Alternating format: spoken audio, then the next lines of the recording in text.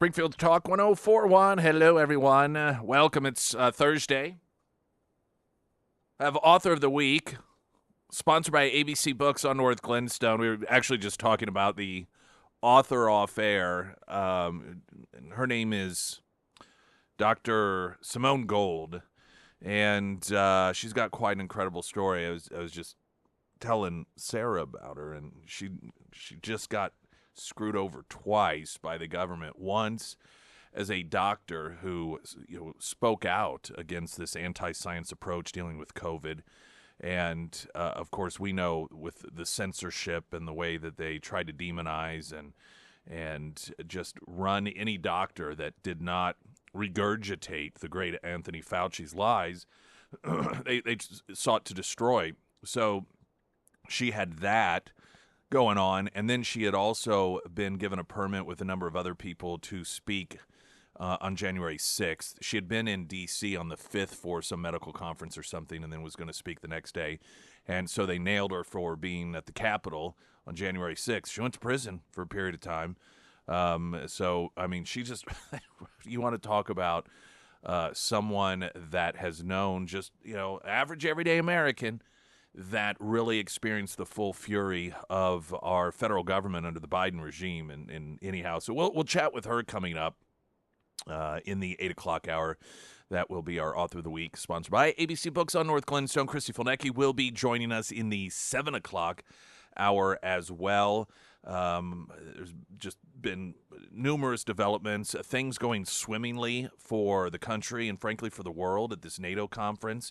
You have occurring what people said never could occur, and past presidents just went along with, and that are these NATO allies that were expecting us to foot the bill for everything. And everyone came down on Trump because he expected them to kick it up to 2%, and then it's 5%. And I mean, it's just amazing what happens when you have a leader that says, okay, everyone, sort of like Bad News Bears or something, where you got this, I don't know, maybe that's not the best analogy. I haven't seen that since I was a kid, and I never saw the Billy Bob Thornton version of it. So, but yeah, it's like you got this ragtag group of kids on some sort of team or something, and they really haven't had to, or they just didn't try. They didn't really have their eye on the ball, and then they get a coach that's intent on, hey, the purpose of this team is to win, and so everybody has to give their all. You can't sit around and just rely on having a really good pitcher, or you can't sit around and rely on that one guy who's able to hit a home run, 1 out of every 5 times at bat, and cross your fingers and hope that that's enough to win. Everybody is on this team, and we all have to kick in fully. And then, when you raise expectations, it's amazing how people will oftentimes rise to those expectations. And when those people don't, then other people step up who will. And the reverse of that is true as well. If you lower expectations, people tend to lower themselves to that level of expectation. And the world has been allowed for so long to depend on us, to rely on us. And that isn't to say that there aren't times in which we are the country. I think arguably what happened with Iran is a great example of this, that, we are the country that is uniquely in that moment best fitted to take on some particular task that others aren't. But I don't think anyone could argue that Iran had been solely relying on us. I mean, Israel rather, did a tremendous amount of work, so much heavy lifting that was within their wheelhouse, the areas of their capability. And so where their strengths were or where they are, they stood up and gave their all. With the United States, same thing. And now we're seeing with Trump as president once again, NATO becoming strengthened. And it's become such a repetitive story, but it's the opposite of the way that it's portrayed. other than the head of NATO and the previous head of NATO as well. These are two individuals that have fully acknowledged that NATO is stronger because of Donald Trump's leadership. And that's because of Donald Trump's expectation that the other countries step up, which is good for everybody. Now, if you listen to the media, you listen to Democrats, particularly during the Biden administration or Kamala Harris on the campaign trail or Joe Biden, they'd say, oh, these NATO allies pull me aside. Joe, you got to win. Oh, my gosh. Oh, what's going to happen in this world? Trump is going to break NATO apart. Oh, Trump's going to pull us out of NATO. Oh, it's going to be the worst thing ever. My gosh, evil is going to rise to the top. Yet what actually happens? And man, the media is fit to be tied because the head of NATO, referring to Trump as, quote, daddy. Now, if you haven't heard this story, it's out of context a little bit. But part of the reason the media is focusing on it is there's a great deal of agitation that this NATO is being so as an entity in the leadership of NATO is not only being cordial to Trump, but grateful, fully acknowledging the reality of what's going on. And that is these things that are happening in the world for the better would not be happening if it were not for Donald Trump. And in fact, the head of NATO said that yesterday when he was questioned about whether he feels he has to be kind to Trump. They're trying to make it sound like now they're so fearful of Donald Trump. That's the reason that they're saying all these wonderful things about him. And that's the reason that they are starting to rise to the occasion and kick it up a level or two in order to meet what standards they're supposed to be meeting in the first place. The 24-hour reflection that has occurred in New York with the white liberal Democrats deciding to pick as the Democrat nominee for the next mayor of New York an openly anti-Semitic, foreign-born individual who's 35 years old,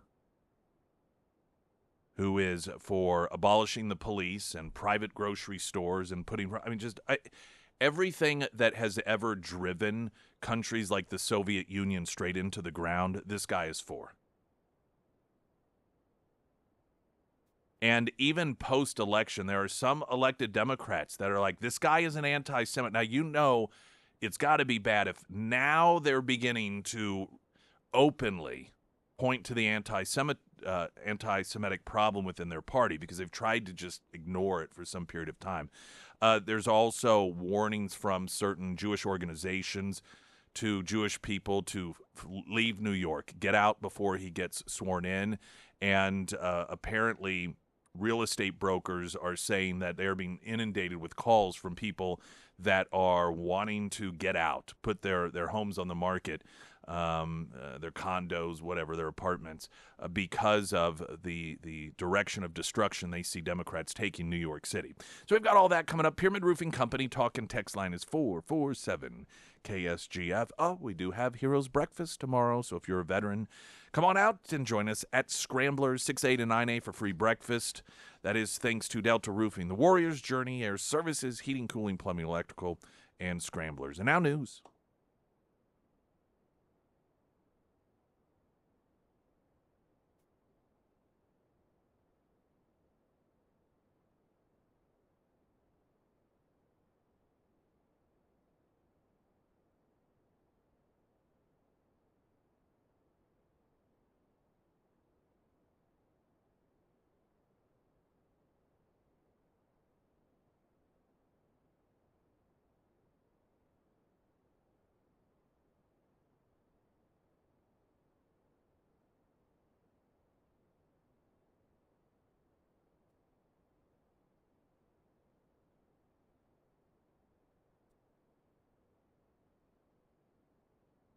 And the first alert forecast from Ozarks First meteorologist Tom Schmidt, sponsored by St. Clair the Ozarks Home Improvements. Today we'll see sunny skies with a high near 90. Tonight mostly clear with a low around 71. For your Friday, a slight chance for showers in the morning and then partly sunny with a high near 85. And looking ahead to Saturday, we'll see a chance for scattered showers, otherwise partly sunny with a high near 89.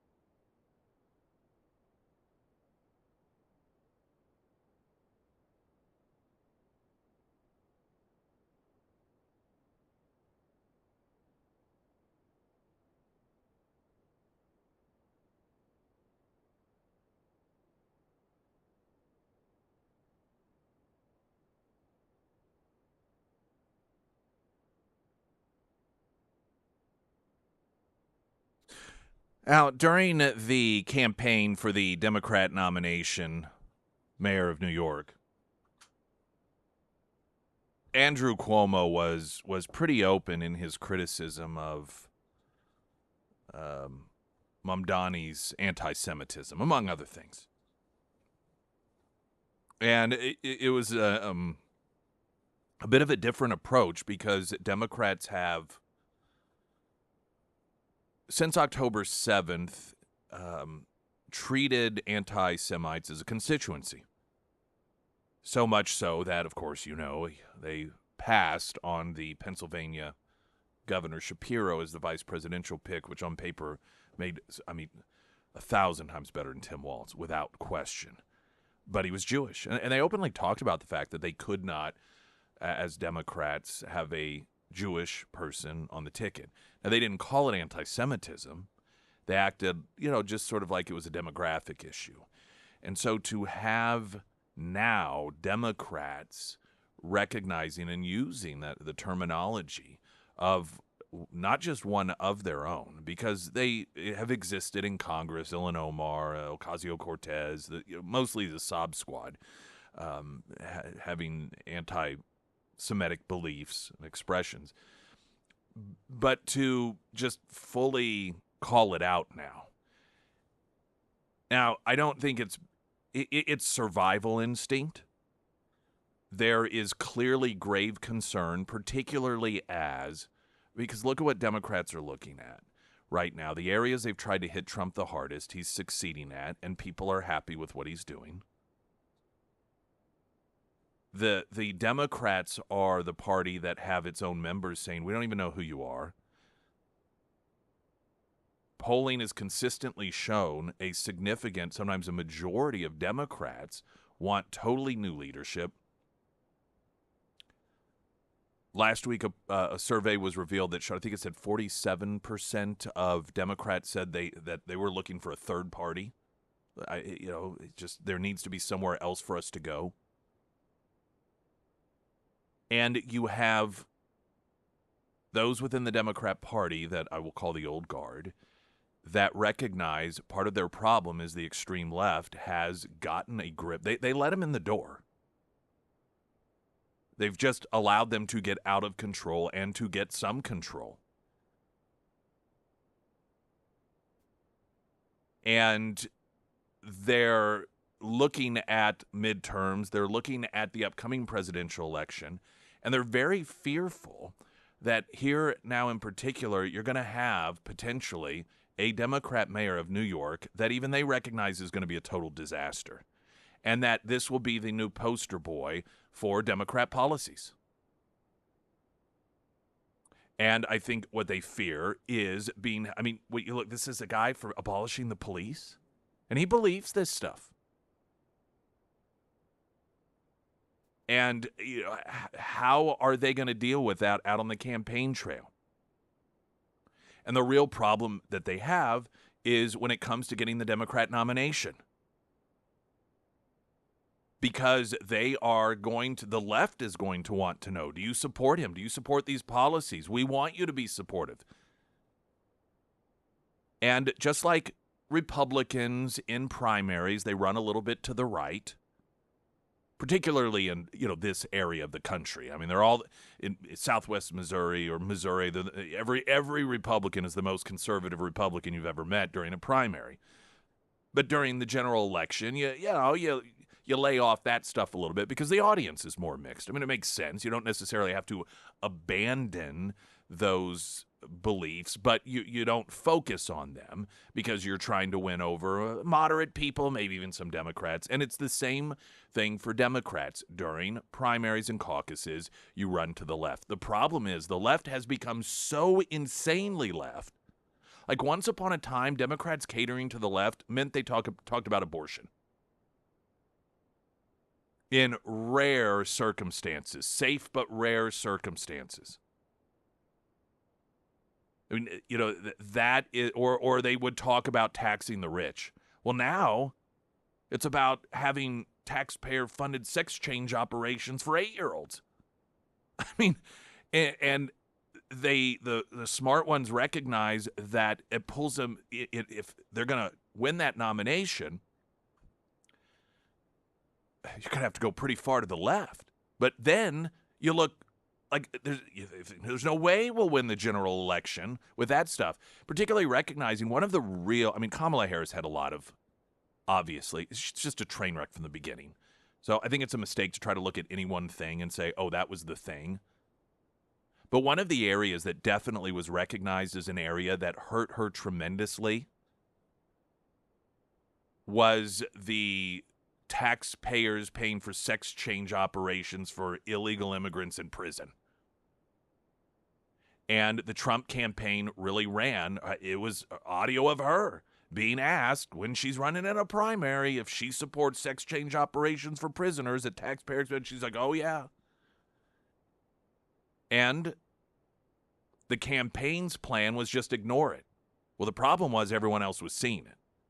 And so her own words came back to haunt her. Well, now, look how even further to the left things are now. And so you're going to have, all signs point to, this anti-Semitic left-wing nut job as the mayor of New York. He will, if he wins in the general election, then that's coming up November, so I'm not sure what the calendar looks like for New York, but I assume he'll be sworn in relatively soon, maybe the first of the year, somewhere around there. So he will have his plans underway, definitely going into the midterm elections. but certainly when it comes to the presidential elections. So the Democrats have some very difficult decisions to make here.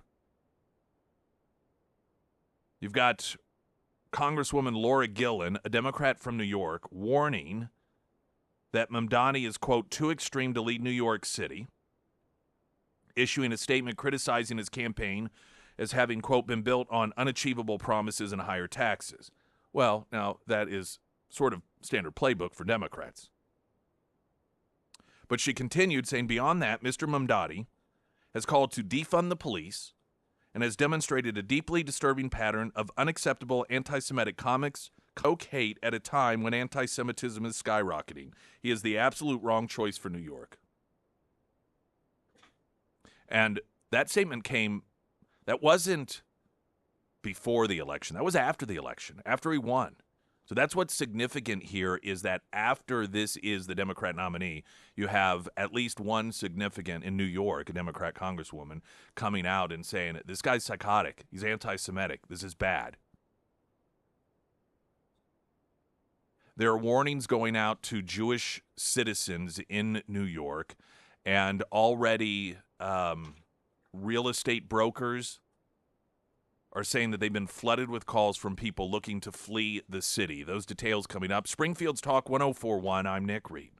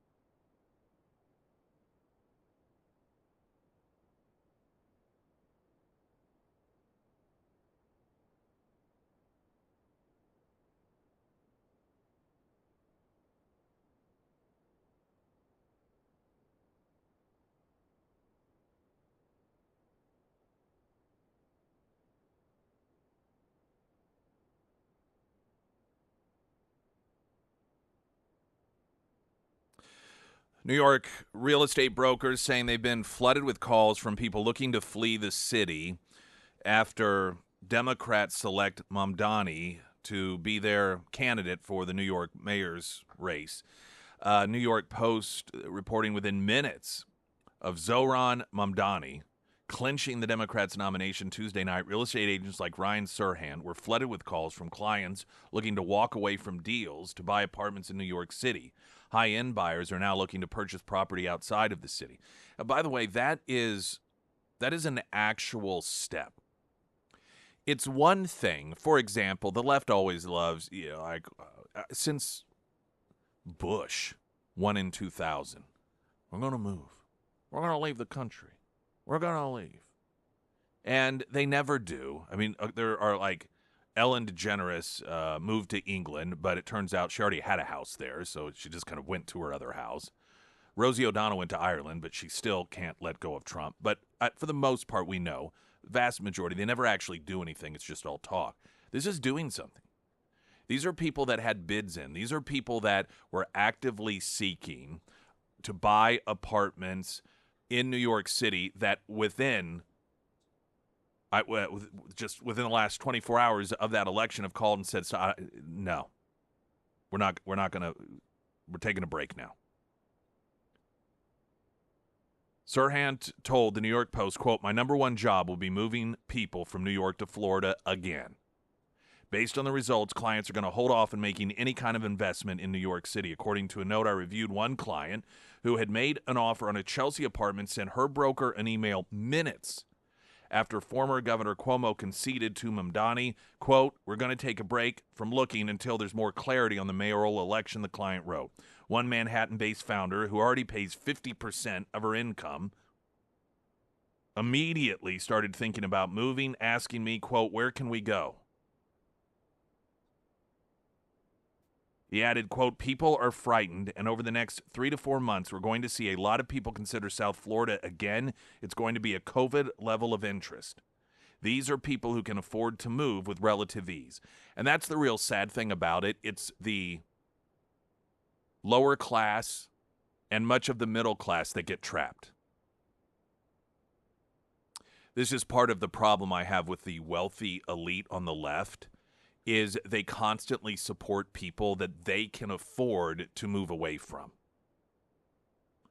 Or at the very least, buffer themselves from the ill effects of those individual policies.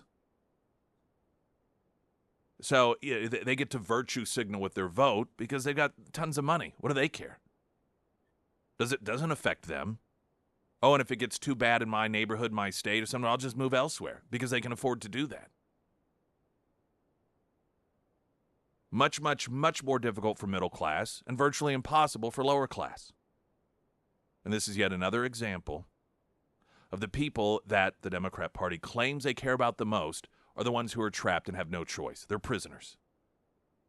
They don't have the luxury of fleeing to another state. And as always, it's amazing what states they go to. States run by Republicans, and the top of the list are always the Republicans we're told that are the absolute worst Republicans in the world. There's a difference between walking and talking. Springfield's Talk 104.1, I'm Nick Reed.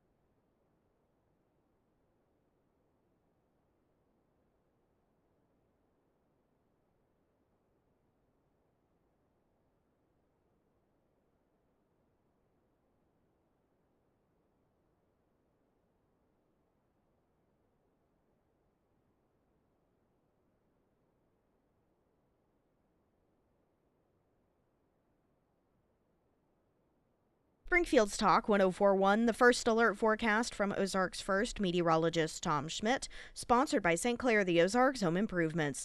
Today we'll see sunny skies with a high near 90. Tonight mostly clear with a low around 71. For your Friday, a slight chance for showers in the morning and then partly sunny skies with a high near 85. And looking ahead to Saturday, we'll see a chance for scattered showers, otherwise partly sunny with a high near 89.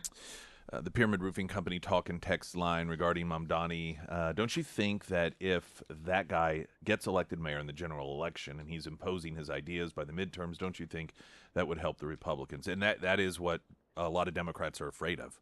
This is why the New York Times, as far left as it is, wrote an editorial last week telling people don't vote for this guy. Now, they didn't say, give that reason. But they highlighted just all of his bad ideas, and I'm not sure if the New York Times covered the anti-Semitism as much as a number of other Democrats have. But this isn't any sort of newfound recognition of the dangers of left-wing politics or anti-Semitism. It's about survival, and it is not even about it's for that very reason. They are afraid that this is...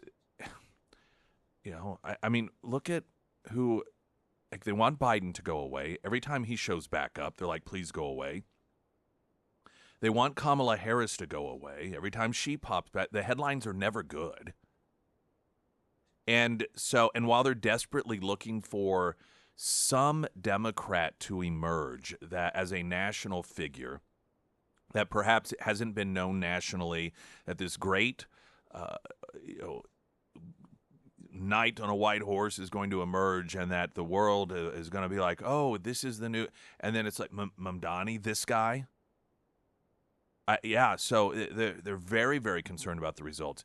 Now, he is potentially going to be limited in the damage that he can do because, as Mayor Adams, who is running as an independent, has pointed out, as mayor, you can't just unilaterally do some of this stuff. But what we find is, as people get further and further to the left, they don't really care what they are and are not allowed to do. They just do it.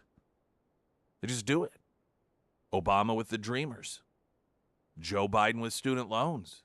For each of those two individuals, they at one point acknowledged they didn't have the constitutional... the Supreme Court told Biden he didn't have the constitutional authority to do it. He knew it. He bragged about it. I did it anyway. Said that out on the campaign trail. So, will Mamdani be similar in fashion?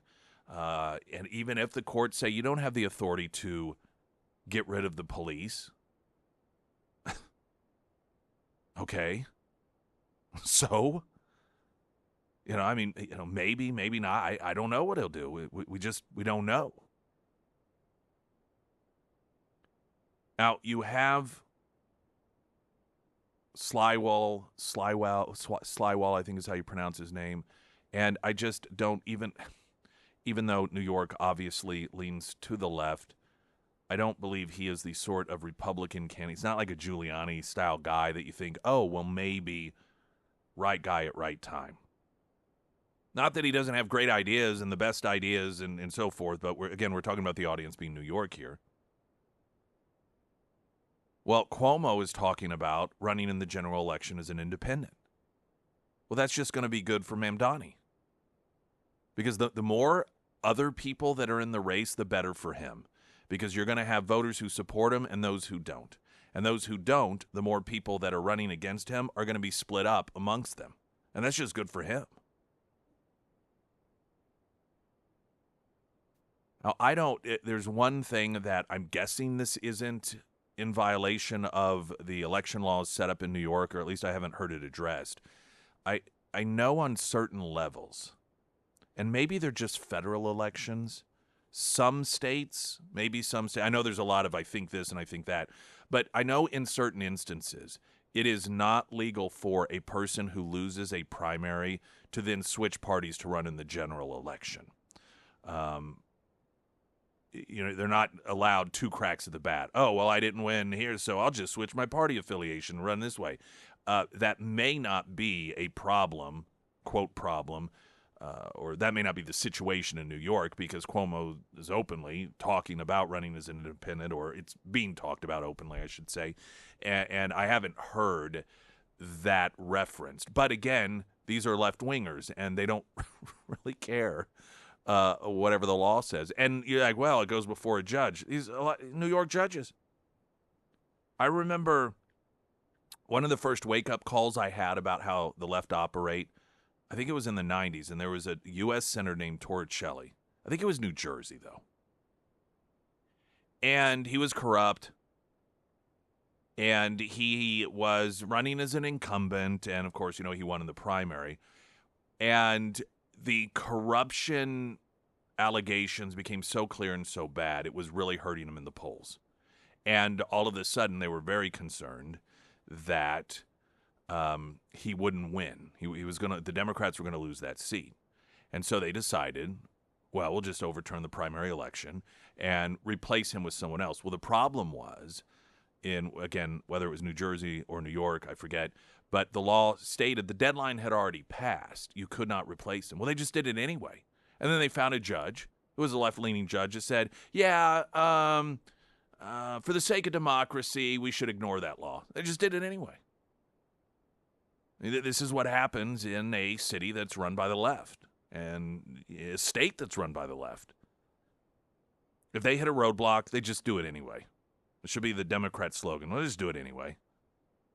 Jewish organizations are urging mass evacuation from New York City after Democrats elect Mamdani to win the Democrat mayoral primary.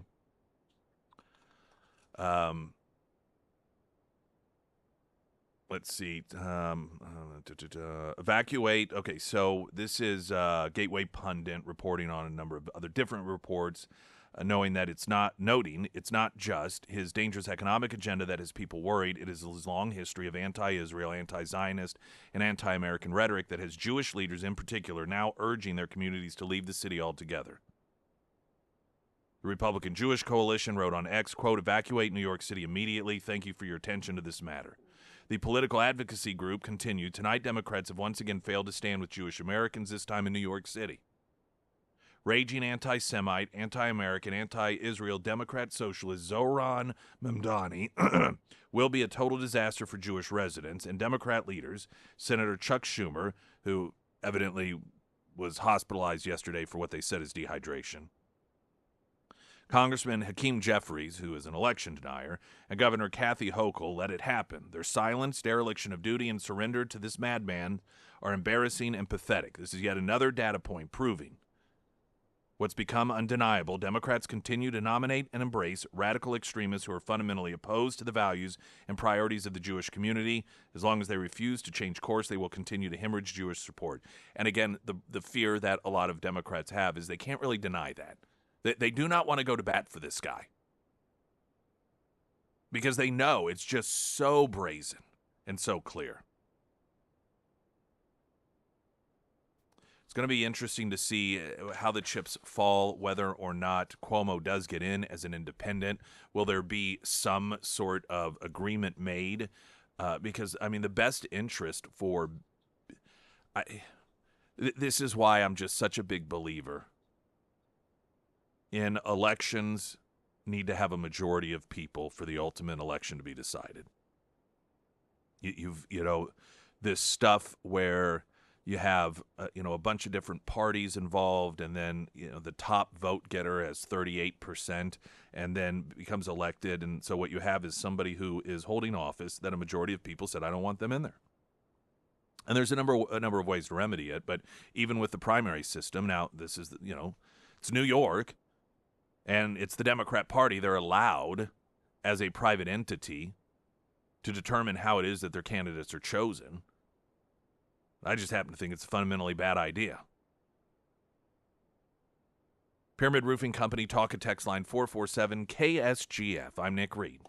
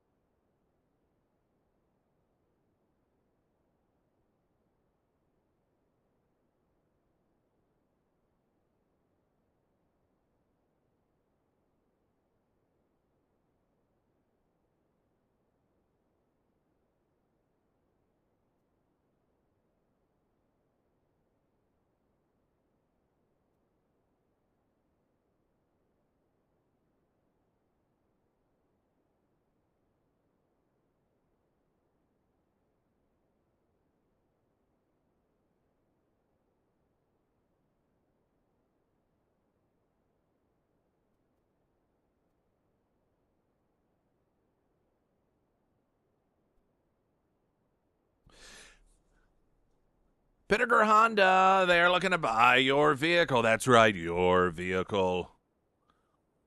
They're especially looking for quality used Hondas, offering top dollar for vehicles. Plus, they'll give you an additional $1,000 towards your trade with the purchase of a new Honda. So now is a great time to trade up. Now, perhaps you are in the market for a pre-owned. You have 4 days. 4 days. Certified pre-owned, 0.99% APR. There's a very, very low interest rate for a pre-owned vehicle. But that deal ends 6/30/2025. It's part of the Honda True Certified Dream Deal sales event. And a reminder that if you purchase a vehicle from Pinnaker Honda, you get 20% off of routine maintenance. And if you get your vehicle from one of the other Pinnaker family-owned locations, Branson and Republic, you get 10% off routine maintenance at the Honda location. That's what's called the Pinnaker Advantage. So there you have it. And don't forget, tomorrow's Friday, which means it is Food Truck Friday at Pinnaker Honda, South Campbell, just south of Walnut Lawn. Neera Tanden, she is a former top aide for President Joe Biden, and she was questioned behind closed doors regarding Joe Biden's cognitive decline, and as the investigation is continuing to try to, I guess just even learn the landscape of what happened, how it happened, what impact it had. I don't know, because there was such a widespread scam and cover-up. It's a little difficult to almost pinpoint what is it that's being investigated. I mean, yes, the cognitive decline of Biden, but, I guess who knew about it? Did they take advantage of it? Was there a conspiracy to keep it covered up, or did everybody just know to keep their mouths shut? Were people selling access to the auto pin? Were people purchasing pardons? Quid pro quo? Were executive orders being signed without Biden even knowing about it? Now, we do know, based off of a meeting that Speaker Johnson had with Joe Biden, there was one executive order regarding natural gas sales to Europe that was signed that he was unaware of. Now, we don't know if that was because of his cognitive decline or because the auto pin was used without his knowledge of it. We just have no clue.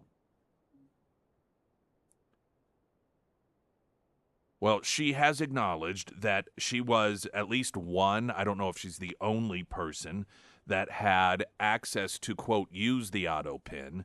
She also revealed that when she was told to use it, that instruction was not coming from Biden. And she never had any direct knowledge that the things she was having the auto pin sign were things that Biden actually knew about or wanted to be signed. She just didn't know. Now, this is what she says. I suspect that much of this testimony is going to reveal a lot of people who don't know a lot. Now, Joe Biden's senior advisor, Anthony Bernal, had agreed to also testify, and then the Trump administration did something a little interesting and said, oh, by the way, no executive order applies. We're waiving, executive privilege. We are waiving executive privilege. So you don't need to worry during testimony about not revealing anything because we're waiving it. After that, Anthony Bernal decided that he won't testify after all. So clearly he was planning on using the executive privilege excuse quite a bit until that no longer became some sort of defense that he could use, and I'm suspecting he may not want to use the fifth because that doesn't look good. James Comer, who is the House Oversight Committee chairman, has said that there will be a subpoena, and I hope that if the subpoena is declined, they will give him the same treatment that was given Steve Bannon, and that's prison time. I think I speak on behalf of a lot of people, a lot of Americans, particularly Republicans, who've gotten a little sick and tired of a double standard in this country. And when you are a Democrat, you get to perjure yourself before Congress. you get to just totally, completely ignore subpoenas. But if you're a Republican, you get nailed to the wall. And we're just, tired of it. And as much as this double standard has existed for a very, very long time, frankly, a lot of it has been because Republicans have been unwilling to hold Democrats to the same standards that Democrats hold Republicans. So it does go both ways to some degree. Springfield's Talk 1041, I'm Nick Reed.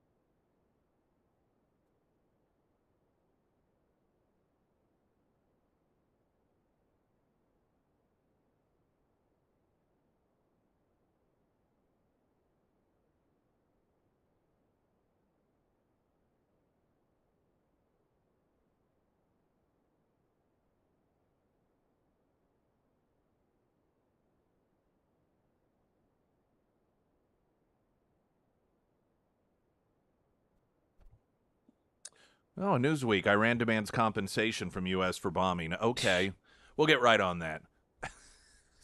I think you got plenty out of us with that pallet of cash from Obama and then Biden opening of the spigots. Oh, now wait a minute. You're just nitpicking. I am nitpicking. Sarah Myers, everyone. Thank you. Want to read a review from my friends over at the Pyramid Roofing Company. Mandy wrote, I had Josh and his team install a new roof on my home a little over 2 years ago, and the service they provided was top notch. From start to finish, the process only took a couple of days, and several months later, Josh reached out after a severe storm hit in my area, and he came out to do a free roof inspection just to make sure everything was still in perfect shape. Great people, great quality. I highly recommend. And that's what you get with the Pyramid Roofing Company.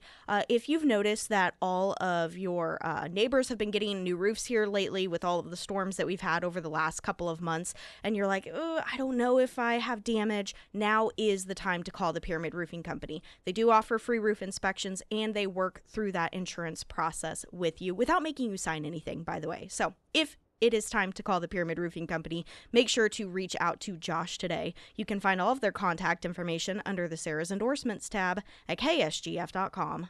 Someone texted in on the Pyramid Roofing Company talking text line, by the way, saying, Sarah, you have the largest coffee cup I have ever seen. You know what? Whenever you wake up at 4 o'clock in the morning, you got to drink some coffee. It is, it's pretty good size. Yeah. That's probably about as big a coffee cup as you're going to get without it being novelty. Yeah, no, but I do sip on this the entire show. Doesn't it get cold? I know. Well, you hear me. I say, okay, I got to go warm up my coffee. Oh. Do you not ever pay attention to me? I literally just said that during the last break. I thought you said you were going to the bathroom. I did, and I said, and I'm going to go warm up my coffee. I just heard the bathroom part, and I thought... You don't listen to me. My voice isn't heard. Just the News has an updated story on FBI documents showing that the FBI sat on, or what I call covered up, intel on China's plan to meddle in the 2020 election in order to help Joe Biden get elected. And this is something that we had begun to get inklings of because of Senator Grassley's investigation and questions. And now the FBI, of course, Kash Patel, head of the FBI, they have located internal documents showing that the FBI deliberately did not pursue intelligence showing that Communist China was looking to hijack the 2020 presidential election with a mail-in ballot scheme to assist Joe Biden because the Bureau feared that it would undercut then FBI Director Christopher Wray's assurance to Congress that there was no reason for concern of format. This, I was talking about earlier about these people on the left, how they can just come perjure themselves before Congress. What we know is that Christopher Wray perjured himself if he was under oath. He lied because what we know is that while the timelines here show that during that period of time or prior to his making that assessment, people in the FBI were told, destroy the evidence. Get rid of the evidence. And the plot was for and in fact, thousands and thousands and thousands of these fake IDs were intercepted that were to be used in order to get absentee ballots that could stuff the ballot box for Joe Biden. But it's, according to the story, the FBI is now getting much of that evidence to Congress for their investigation. News in 60 seconds. I'm Nick Reed.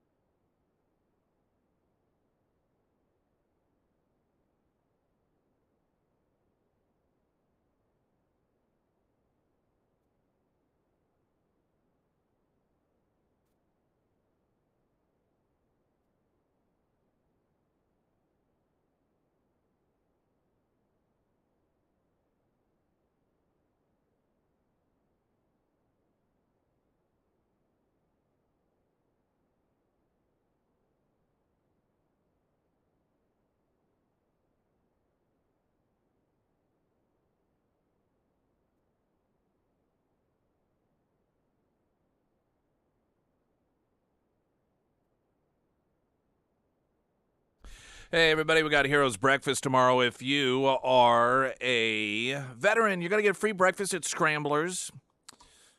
Air Services, Heating, Cooling, Plumbing, Electrical, Delta Roofing, and the Warrior's Journey along with Scramblers buying breakfast for veterans. We do that about once a month or so, and tomorrow morning from 6 to 9 happened to be one of those days. Also, and I'm not sure if she will be out there, but it's quite often, I know at least Fridays, Lori Rook of Ozarks Elder Law happens to be out there as well. There's a group of politically active individuals that come out and have breakfast together and chat about things. And I know that a lot of times when we're packing up when the show's done, I see her over there or as I'm doing the show. So I mentioned that in case you have any questions for her. Of course, many of you have known her over the years as she has run for office and been on this program. But as a lady in white, Ozarks Elder Law, helping to make sure that you're able to do not just the family planning for when someone passes along or when you need, the medical decisions made for you and having it done by a loved one as opposed to the government stepping in, or having medical rights over somebody that may be disabled in your family and then you pass along. There's just so many things oftentimes we don't think about, and so many things that we think are secure and given because, well, I'm next of kin. Unfortunately, it doesn't always work that way, particularly with government. So Ozarks Elder Law can make sure you're taken care of. Consultations free, 10 area locations, and they're going to make sure that you get set up and you're taken care of, your loved ones are taken care of. OzarksElderLaw.com. Also, under Nick's endorsements at KSGF.com. And now the latest news update.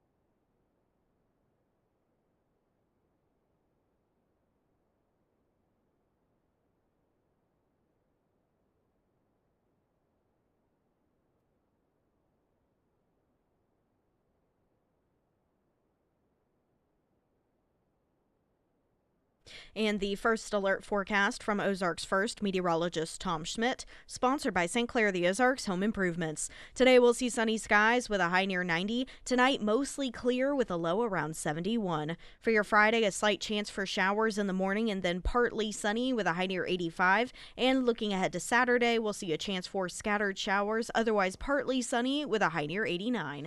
All right, we're going to go ahead and just jump to traffic about a minute and a half early, and then we'll have Christy Fulnecki with us. Pyramid Roofing Company, talk and text line 447-KSGF. I'm Nick Reed.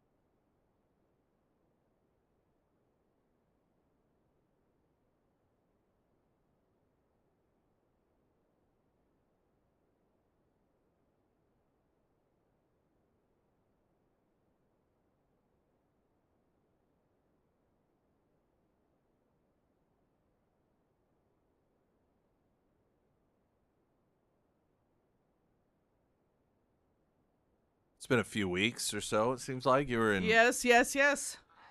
Traveling. Florida last week. Yeah, and- Sarasota, Bradenton area. And my Alright. kids were at tennis camp.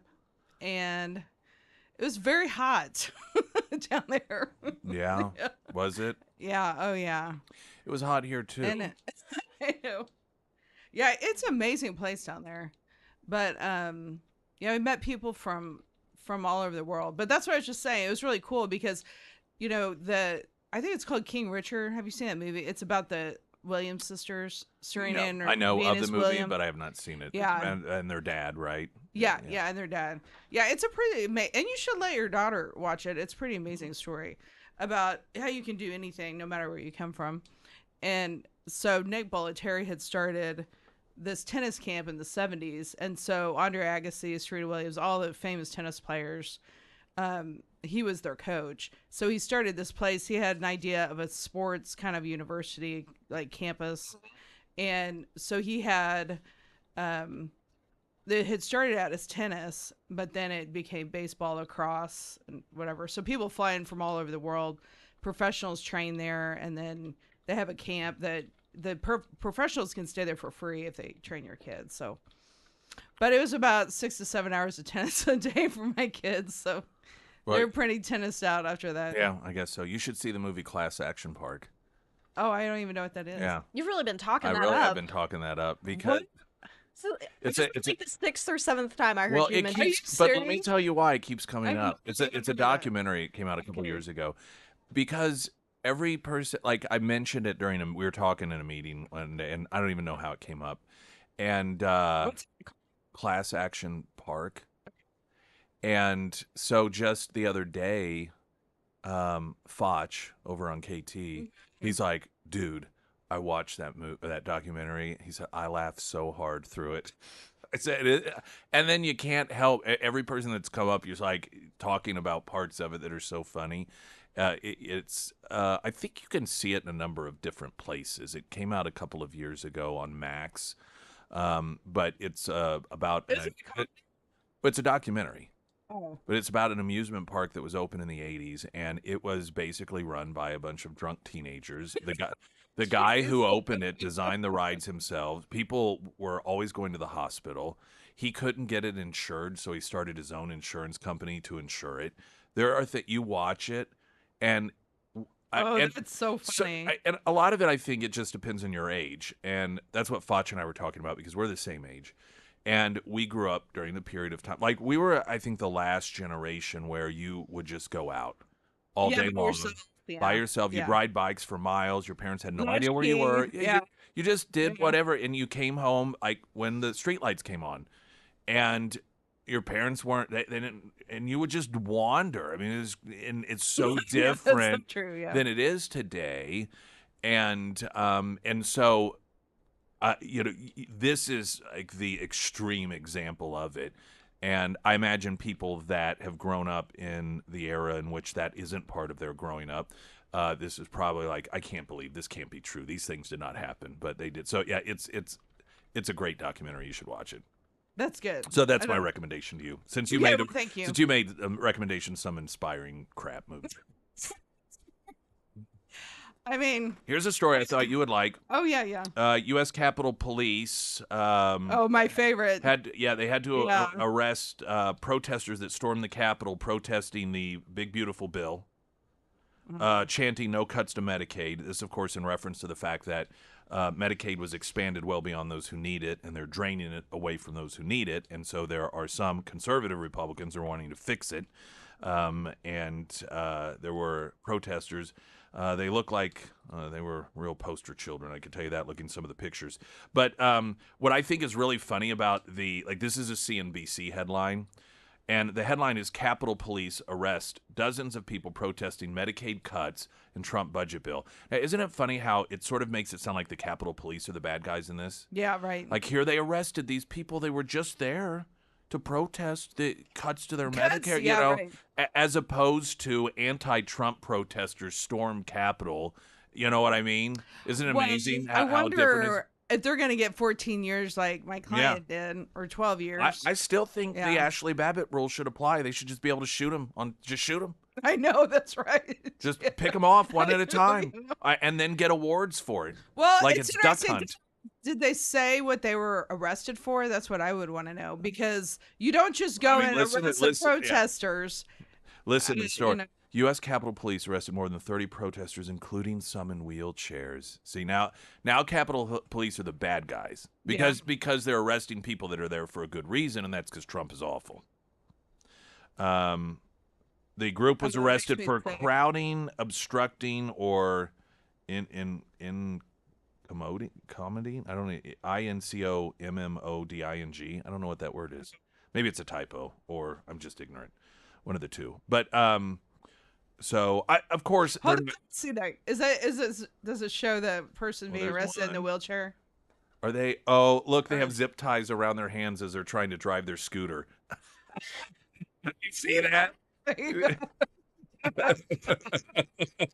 That is the funniest picture. It is hilarious. I was wondering what that was. A clearly unhealthy woman with her hat on backwards in one of those scooter things, and she is but she's got zip ties on her hands. I don't know if that's I know. I saw it. I thought that is hilarious. Should have maced her also. There's a couple of others. They charged them with assaulting police officers. Are they all in scooters? Probably. They must have really done something. Unless they were trying to, I mean, were they trying to damage property? Who knows? Pop. I know. Good enough for a Trump supporter, and it should be good enough for any. Really question. I mean, this is obvious, the Capitol Police. I mean, I saw the, I've been traveling last time, but I've been able to watch the news a lot, but I saw this clip of this car driving down the National Mall. And did you see that? Was that the one that was kind of doing circles? Yeah, National Mall by the Capitol, and I thought this went on for a while. Yeah, and people were standing around just watching it, right? I saw that too. A group of women, and then they stood up, and I thought, it's almost the 4th of July on the Capitol Mall, and you're getting that close to the Capitol, and literally the Speaker's office is on the back side right there. And what in the, like, it makes me think that, because I remember when I worked at Department of Interior, I was at the solicitor's office, and a guy drove a truck into the reflective pool to protest. See his own reflection. Oh, do you remember this? I think it was for the agricultural bill or something, and he drove this truck in. Well, I remember because I went to work, and we were kind of over by the White House, and so I got to work, and they said, well, you got to put your blinds down in your office, because I was an attorney there. And I'm like, why do I have to put our blinds down? They said, well, you know, it's supposedly the guy has a bomb. And I'm like, so putting my blinds down. Yeah, what kind of blinds did you have? I mean, I'm telling you, the government. I've heard of blackout blinds. It's like, should we walk in the hall or go in the basement? Like, if he has a bomb. They're like, well, let's see. Let's open the manual and see here what we do. It'll tell us. Oh, jeez. It's like, close your blinds for the bomb. I mean, what are you talking about? There's no point in worrying yourself over it. And I went in the hall. I'm like, at least I won't get the shattered glass. But I don't think the blinds are gonna do anything for the bomb. But no, that'd be quite a selling point for those blinds. But if anywhere in the United States, you would think you'd see a police force. Yeah, I saw that footage, but I didn't read the story. I just thought, well, that's Washington D.C. Well, you know, after a couple of years ago, when we took our family to see the fireworks 4th of July, yeah, because we used to live there, but I had this conversation with the Capitol Police, and the DC police, and so the DC, there were a bunch of guys standing there, and they said, you know, it gets a little complicated with jurisdiction because we want to go in and do something, and the Capitol Police are there. Right. Yeah. So, all right. Well, Christy Volnecki's with us. Want to take a break and then play some of this audio. I don't know if you mentioned that you hadn't really been watching the news. The Secretary General of NATO calling Trump daddy. Oh, I saw that. Yeah, which is taken a little bit of out of context, but of course the media has to obsess over it. I think it's funny too. Well, and then Trump's response, and then the NATO Secretary General's response when he was asked about the fact that he called Trump daddy. So all that ahead.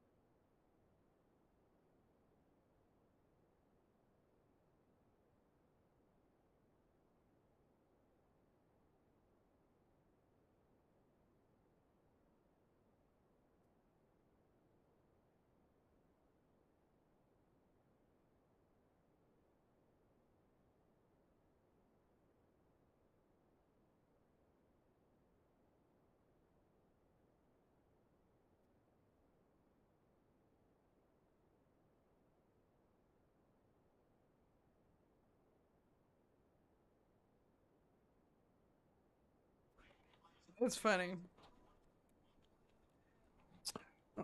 All right, so Operation Midnight Hammer, boom, boom. Of which, of course, the media is doing everything they can to make it seem like it was no big deal. They're trying to downplay it because they're trash.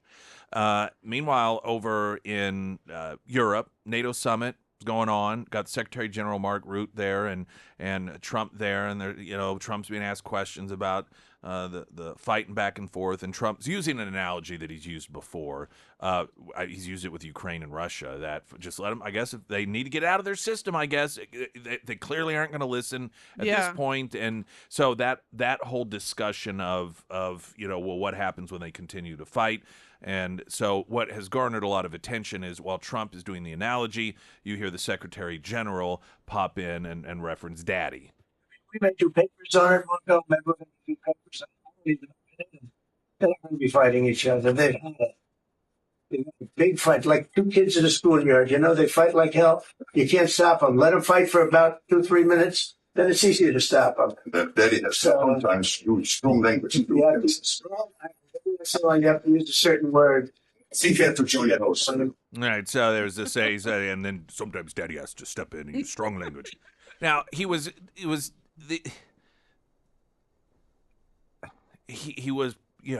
playing off the analogy. Yeah. That, all right, you come in and you separate or whatever. You say, all right, enough is enough. Well, of course, the media, and it's a funny thing and everything. But the media has question. Well, yeah, but then the media, they just have to make it into something it's not. Almost like it's a weird fetish thing. He called Trump Daddy. He wasn't really like dad. It was not like a safe word or something that he was. But that's the way they make it sound. They're so weird. And so Trump was asked about it later in the day. Britain, the NATO chief, who is your friend, he called you daddy earlier. Do you regard your NATO allies as kind of children? No, he likes me. I think he likes me. If he doesn't, I'll let you know. I'll come back and I'll hit him hard, okay? No? He did it very affectionate. Daddy, you're my daddy. Hey, Daddy. Which, of course, it wasn't what he was saying, but it's just... But you You're Daddy, I know. Memes are so funny. I'm going to hear it again. If he doesn't, I'll let you know. I'll come back and I'll hit him hard, okay? No? He did it very affectionate. Daddy, you're my daddy. You're my daddy. I mean, Trump. Well, he's such a savage. But you look at that guy. You look at just the perspective here. Trump, they're asking him that, and he's joking about it. He's in a good mood. But the media, their whole approach on it is, well, there's clearly something wrong with this relationship. Well, do you see them as your children? Like he's a dictator or something? That's the way the media. They just can't ever. There's no sense of humor with these people. They can't ever lighten up. They have to take every little thing and figure out how can we make sure everyone knows that this is bad. Did you see Marco Rubio's? Oh, he was just Did you see in hysterics. His face? And then when they asked that question, he was trying to hold it together, and he just bust out laughing. Well, and because he stands so back there, and he's increasingly at these events, obviously Secretary of State, and he's always very, very stoic. Yeah. And doesn't. Which I'm sure it's pretty deliberate. You don't want, and Hegseth too, you don't want to do anything that draws attention away from the person who's speaking. That's the president. But yeah, whenever that question, he physically kind of bent over a little bit, laughing. He couldn't help. And you think about back whenever he and Donald Trump were just tearing at each other. Little hands Marco, and Marco's, and now you look at, and it's such a testament to the fact that Trump does not hold grudges. He's not thin-skinned. That when it really comes down to it, he doesn't care if you are his worst enemy, on this thing over here. If we can work together over here, let's do it, because that's what the ultimate goal is. And the fact that virtually everyone that he has surrounded himself with at some point, or at least a significant portion of those people are people that he's, fought with publicly and verbally. I think it says a lot about him. Yeah, and after that question, I thought, how these people, because you're not expecting it. Because just look at what they pulled off, and look at how well the United States is held in regard by all these people. I mean, yeah. Trump was standing in the middle of that picture, when he was over there.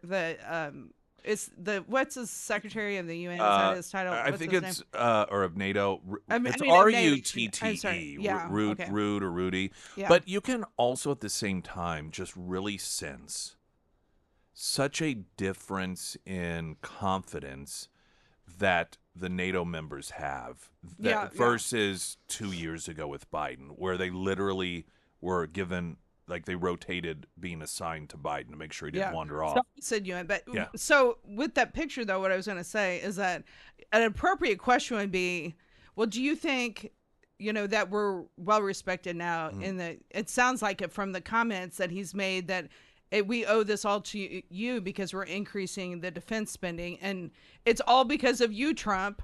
I mean, wouldn't it be an appropriate question to ask, like, why would he say that and without it being asked, it actually was answered, because there was another follow-up question by a reporter to the NATO secretary about him calling Trump. Now, of course, they had to frame it as, essentially, well, are you afraid of him? Is that why you're called? Do you feel like you have to? What?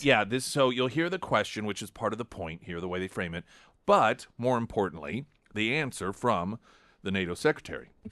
Deborah Haynes from Sky News. Hi. Hello. The language that you have used when talking to Donald Trump has been notable because of its flattery. Today you called him daddy, and you sent a text message to him that was gushing with praise. Is this the way that you feel that you have to act when doing business with the US president, through flattery and praise? Isn't it a bit demeaning, and doesn't it make you look weak? No, I don't think so. I think it's a bit of a question of taste. But I think he's a good friend. And when he is doing stuff which is forcing us to, for example, when it comes to making more investments. I mean, would you ever think that this would be the result of this summit if he would not have been re-elected president? Do you really think that the 7 or 8 countries who said, somewhere in the 2030s we might meet the 2%, we've now all decided in the last 4 or 5 months to get to 2%? So doesn't he deserve some praise? And when it comes to Iran, the fact that he took this decisive action, very targeted, to make sure that Iran would not be able to get its hands on a nuclear capability, I think he deserves all the praise. Wow. Yeah, great answer. Yeah, that's really great. Not backing down, but you could that was an attempt to shame him. Because you're supposed to hate Donald Trump. Donald Trump is supposed to destroy NATO. Donald Trump is supposed to be the beginning of World War III, not the peacemaker, whether it's through diplomacy or as last resort through force. And all of the narrative that the media, international as well, I was going to say it's worldwide. It's not have just created. United States. They're just so frustrated because on full display for the world to see, their narrative is falling apart. And some of their allies, leaders of these left-wing European nations, they probably are betraying them because they are on stage fully displaying that narrative was a lie. Yeah. And isn't that demeaning? I mean, it was trying to shame him, like, shame on you. How dare you? Yeah. I mean, they're probably in shock because they probably didn't expect him to say. Incidentally, the previous Secretary General of NATO was just as complimentary of Donald Trump as this one is. He, on a number of occasions, when asked, well, Trump says he may pull out, or Trump this or that, and that Secretary General on numerous occasions talked about how NATO is finally stepping up, the NATO countries that weren't doing it before because of Donald Trump. That because of Donald Trump, NATO is stronger. And so these are two separate NATO Secretary Generals that have dealt with Trump and had, to deal with all of these nations as the Secretary General of NATO in two different administrations, but they both ultimately have the same point here, and that is NATO is better off and the world is better off with Donald Trump as president of the United States. Yeah. And that's just based off of those real experiences and real results. Yeah, and I was just going to say, because you hear that and you think, it's only the media in the United States. No, but I mean, it's pretty much like all of them. That they're all trash, or what did Trump say? Jason? Trump really went off on him. He said that one should be thrown out like a dog. Traffic in a moment. Weather as well. More with Christy Fulnecki. I'm Nick Reed.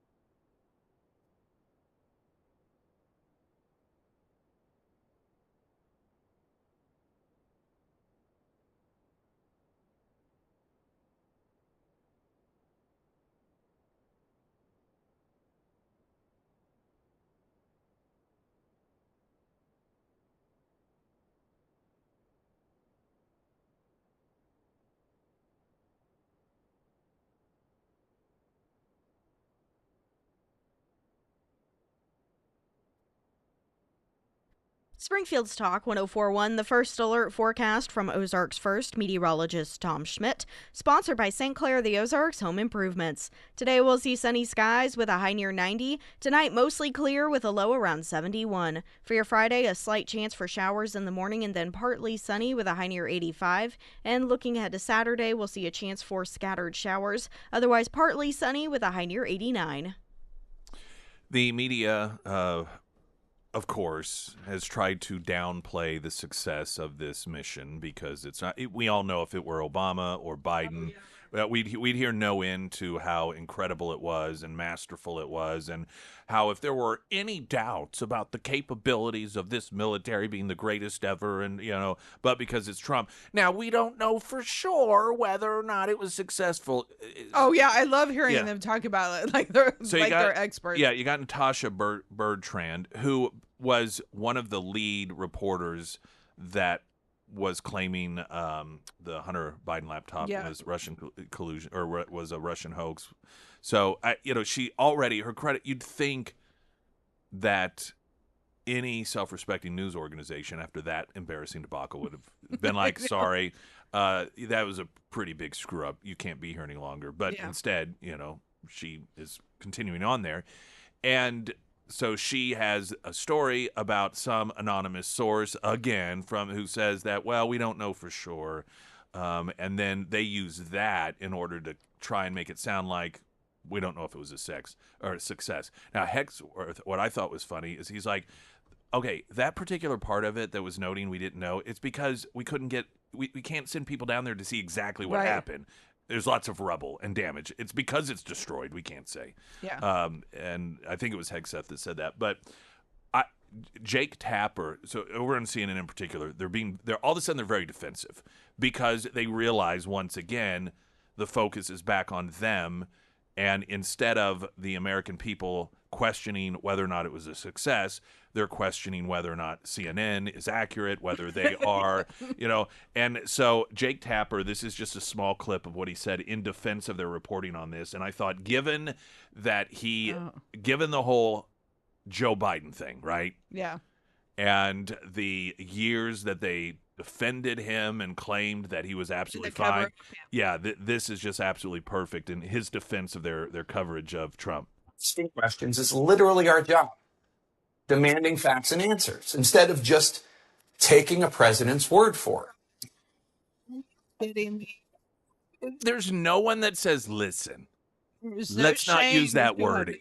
Let's take another route here. Let's not use as our defense. Well, we can't just believe whatever a president tells us because we kind of spent 4 years doing exactly that. Asking questions. She was reporting something that was inaccurate. Yeah. That's different than asking questions. I mean, if you heard her talk about it, I thought she has no clue what she's talking about. So you're going to drop these bombs from the sky and nothing is going to happen. They explode and there's no damage. Like, how exactly are you going to explain that, Miss Engineer? Ignorant fools is what these people are. That's right. I would love to be a fly on the wall to hear when they go back and Trump and all his advisors on how stupid these reporters are. I would love to hear their conversations. It's just it's such a constant display of the people who are supposed to be the providers of information as like, okay, we did the job. We found as a news source all the information that this is what we do. We gather it because you don't have time and the resources. And so we compile it, we check it, double check it, package it together so that you then become more informed based off of our expertise. But they're the ones that are constantly demonstrating that they are so clueless about things. Well, if it wasn't for Trump and his social media posts, I mean, we wouldn't really know what's going on sometimes.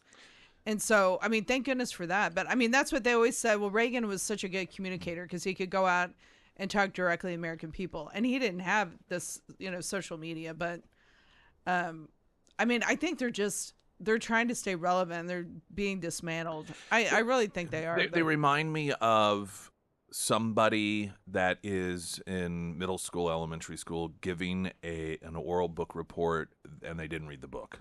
You know what I Yeah, mean? that's It's just like after a while, you're like, do you really even know what you're talking about? Because it really seems like you don't. And then the teacher starts asking probing questions to sort of get more information about the book, and it becomes more and more clear that they don't really know what they're talking. That's what the media is like today. Is Yeah. that And I mean, fourth grade if kid. reporter is going to try to claim that there was 980 damage, at least have an expert on talking about how you dropped 12 or 14 or whatever it is bombs from the sky from the United States and had this stealthy mission and something unbelievable, and there was no damage. So at least have an expert on saying, which there is no expert, by the way, I guess say that this is possible, because it's not possible, you idiot. they're just doing the best they can over there at CNN. Yeah, how frustrating it must be for them. Oh my gosh, my kids like could run that organization better than they can. Like it's like all these things that we're What do supposed you have to do to? remember the Great Depression was going to occur. This is just this right. term. Yeah, Forget right. about last term. Tariffs were going to cause this massive skyrocketing to occur. Just all of these things constantly that they said were going to happen, and it's always virtually always the opposite. 12-day war or whatever, and gas is Yeah. still low. So what do you It's a think? about that? never-ending war he got us into. Never-ending. I know, that's right. That's the other thing. and, And bombing, it's like 2 days or yeah. Yeah. that's pretty long. A few planes, right. Yeah. That's another part of this that doesn't get talked about that much, and largely because it's proven to be a success. But when it was first announced, this happened. And even some that are the real, like, I would say extreme anti-war, is they were sort of portraying Trump as, I thought he was the guy that's saying we should never get into war. No, he talked about endless wars. And Trump is never one that really says never. But it's not all or nothing. Like, they act like you either have to be involved in every military action ever, or you can never, no matter what, be in one. Yeah. And, Trump has demonstrated he's not about getting into endless conflicts. He's not about involving ourselves in ways that we shouldn't be. But that doesn't mean that he can't ever look at a particular situation and say, okay, well, this is an example where we should be involved. Yeah. And endless war, by the way, I think this is, I don't know, it's so clear to me because I understand Trump. Trump is all about results. And when he talks about endless wars, what he talks about is what we have seen over and over again, whether it's, as far back as Vietnam or Iraq or Afghanistan, where there never was any sort of defined, this is what the end looks like. Yeah. And we need to get to that. Here's our time frame. Goals, And sort of like doing a budget, you're like, okay, this is our annual budget. And then at 6 months, if it looks like you're not going to be hitting it, then you readjust because you have a goal, or maybe you have to change that goal. And what we've always done is it's just like day to day. It's like, what does the end look like? What does the end of Iraq look like? What does the end of Afghanistan look like? And there just never really was, this is it. This is the time. This is the sort of thing that these are definable goals that we can achieve. And for somebody like him, that doesn't make any sense because then you never get done. Right. I mean, this is in the private industry and real estate deals, everything is based off of defined deals, defined contracts. This is what it looks like. This is when we're going to be done. Evaluate. Are we getting there? If we're not, what do we have to do? How do we shift in order to get there? Do we have to change the end goal because it's unrealistic? And so that's when he talks about not getting into endless wars, that's what he's looking at and referring to. And for him, I believe what he saw with this action that we took with Iran, there was a very definable, this is exactly what we're going to do, and this is the goal. And then that's how we know we're done. And then when it's done, he goes, hey, our part in this is over right now. This is, this is what we wanted to do. This is what we did. Well, and it happened so quickly, I'm sure. I'm sure he was like, okay, what's the risk? How do we get rid of it without injuring anyone? And what's the fastest, method that we can use? And then he did it, and then he was done. But you have to make so many decisions as when you're a business owner that you have to act very quickly. Right. And then move so on. and then this is exactly what he did. How long, were there any, I'm sure there were reports how long those flights were. I think it was I think it was like 36 hours. Yeah, 36 It was 18 or 20 This hours is there. going to sound like such a dumb I think question, it was but 18 hours there, because 18 hours back, a and they lot, never landed. so, and a lot of that, right? It's kind of an autopilot situation. What do you look at all that time? I mean, this is going to sound dumb, but are you allowed to watch a movie on an iPad or something? Well, really, what are you going to stare at? Can you imagine just staring at nothing? I mean, you got that little window. It's dark out. It's a moonless night. You're just looking at these instruments. Can you read? Well, I mean, they were talking about These are hey, very, they had, very like, important things I like, concern. They were talking about all the amenities on there, but you must have Like to it's a have. luxury line. But obviously, my thing was you have to use a restroom. Yeah.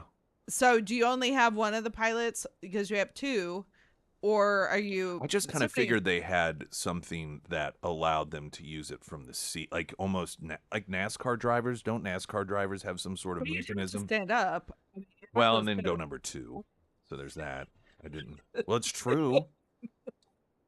Maybe one of the listeners can shed some light Yeah. on this, how that works. Like, but okay, first of all, you all are idiots. Let's get that out of the way. That would be the first reasonable comment from.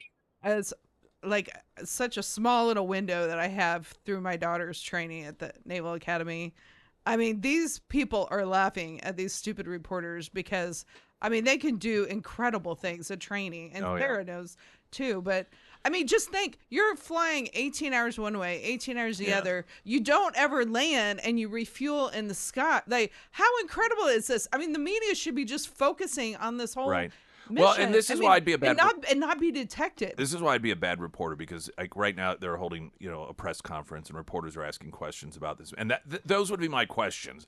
I'm like, do they get a movie? Do they have an iPad? Do they get to watch on an iPad? What do they look at the whole time? Like, what are you in third grade? I'm like, I just wonder these things.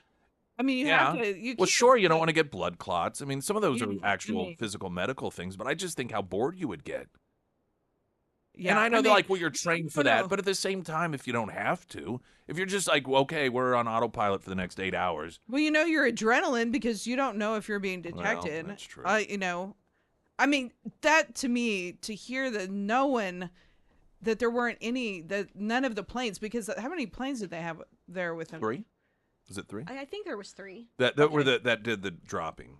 No, I mean that flew over with them. I don't know. Was it 12 or something? I don't know how many were escorting him.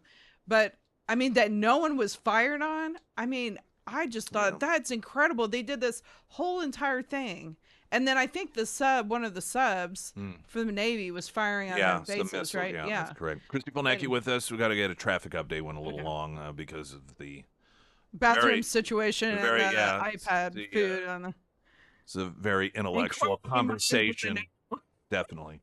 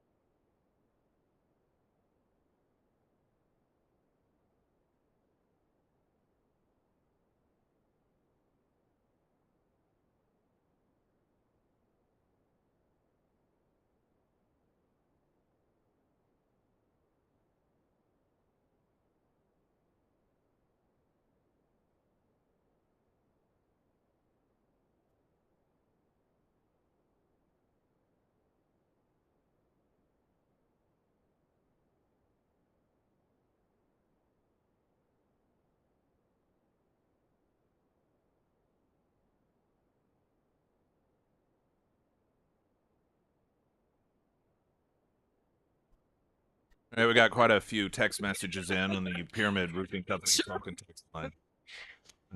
One saying, I know on long trips, we like to play the alphabet game.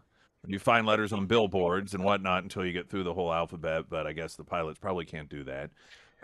Most likely. The B-2s carry 2 crews, which is 4 people. They have very cramped laboratory sleeping facility for the crew that's on duty. It makes sense. Okay. Another, let's see, they probably had 2 crews, had another. They picked up the escort before landfall entering in Europe, so that would be the escort. Someone else said that the toilet sits behind both pilots. Now, if there's not a wall, surely there's a wall. That would be very uncomfortable. Smell. I have a feeling. Yeah. I hope no one ate a bunch of broccoli before the trip. Broccoli. I think, yeah. Oh, It can make okay. you gassy. Okay. You should eat more vegetables. You'd know this. Asparagus. I think they have a dorm fridge, a microwave with juice boxes and Hot Pockets. Now, that wouldn't be so bad, after all. You know, get some Hot Pockets and... Jeez. I know none of us thought there'd be another crew. That's something that we didn't. Yeah, I have didn't a know. Smarties on that. Yeah. It was I'm top of mind. I'm surprised with our vast knowledge. None of us suggested that perhaps there were 2 my other people gosh. that they did shifts. It's like we are collectively the dumbest people. Well, you know what? We're smarter than all those reporters that are asking the Secretary of Defense questions right now. I can guarantee you that. Mhm. Yeah. All right. So switching gears here. Now, I know I saw this posted by a number of people on social media, and I think Sarah mentioned it, that a Planned Parenthood in southern New England posted about Men's Health Month, and that means highlighting the health needs of all men. Trans men are men and need cervical cancer screenings too. Yeah, do you know why? Because they're women. Yeah. That's right. That's because they're not men, they're women. Oh. Here's some ways to make cervical cancer screenings more comfortable. Insert the speculum yourself. What? Yeah, this is Planned Parenthood's recommendation. Now, much like flying a B-2 bomber, this is somewhat outside my scope of knowledge. Self-collected screening, anxiety medication. So that's some of the Planned Parenthood recommendations. Oh, I didn't show you the picture that came along with it. Oh no. It's good. Oh, what? Should I print off the color? Notice the stitching under the... Oh, that is so bad. There we go. No. Jeez. And yet there are still some Republicans who don't want to cut taxpayer funding to Planned Parenthood. Oh no. That's terrible.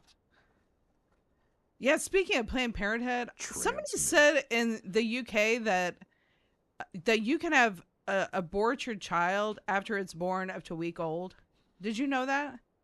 Well, I do know that in a lot of European countries, their abortion laws are much more strict than here.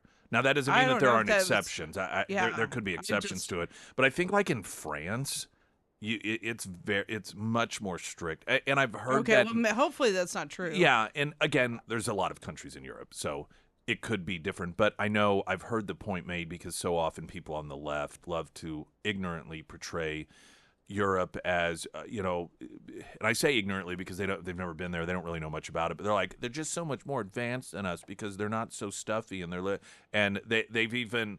they'll portray abortion laws in America as the strictest, and it's like, no, it's not that way at all.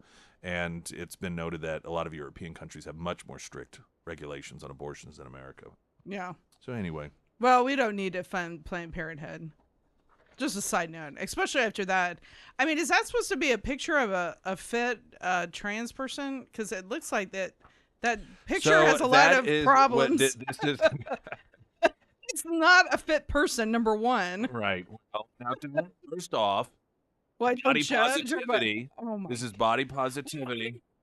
Like the most out of shape person that you're going to put on a billboard for. Yeah. So this is what this appears to me is a woman who had her breast lobbed off and then a very bad stitching job. Whoever did the stitching job probably I don't know. Maybe there should be some sort of lawsuit regarding that. And It then gets confusing. swim trunks. That was a woman. Yeah. It's called a trans man. Yeah. Is that what it is? Yes, that's correct. Okay. And so I don't know if they're trying to say that's a healthy trans man woman. Sounds like you're saying Trans Am. Like you're talking about cars or something. Got to get a traffic update more with Christy Fulnecki. I'm Nick Reed.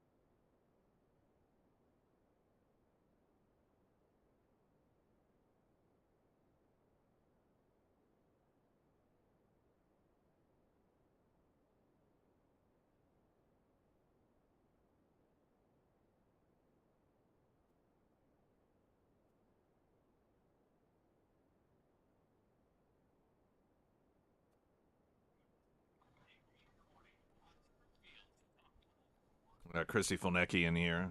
Yeah.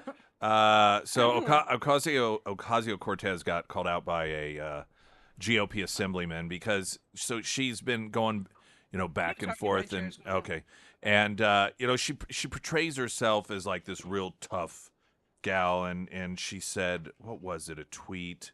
She was Is that about the president? That she said something about Bronx girls. We people like you or whatever, like she's a tough Bronx girl. And so finally, the state assemblyman, evidently Matt Slater, he's a state assemblyman who actually went to high school with her in Yorktown, and he's like, okay, this is enough. And so he took a picture of her yearbook photo and said, if you're a BX girl, Bronx girl, why are you in my Yorktown yearbook? Give it up already.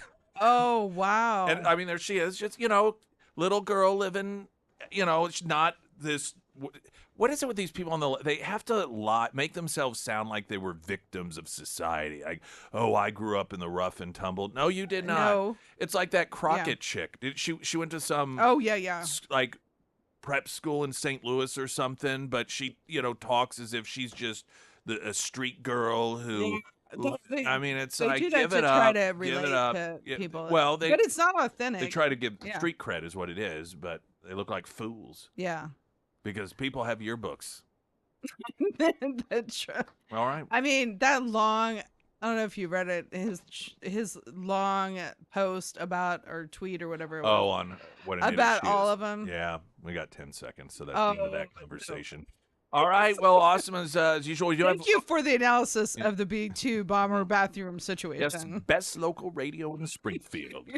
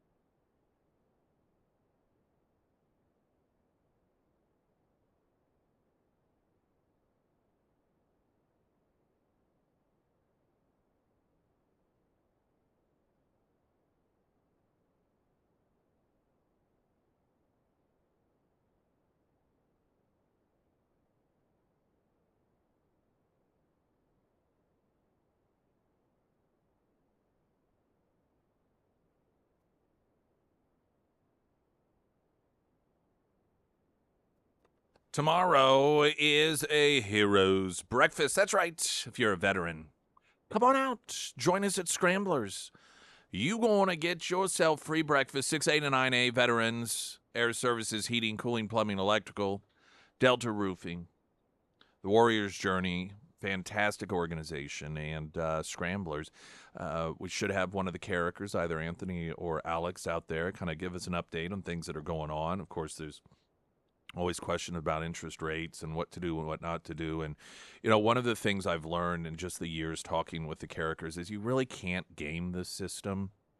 A lot of people try, but part of the reason it doesn't work is because everyone else is trying to do it.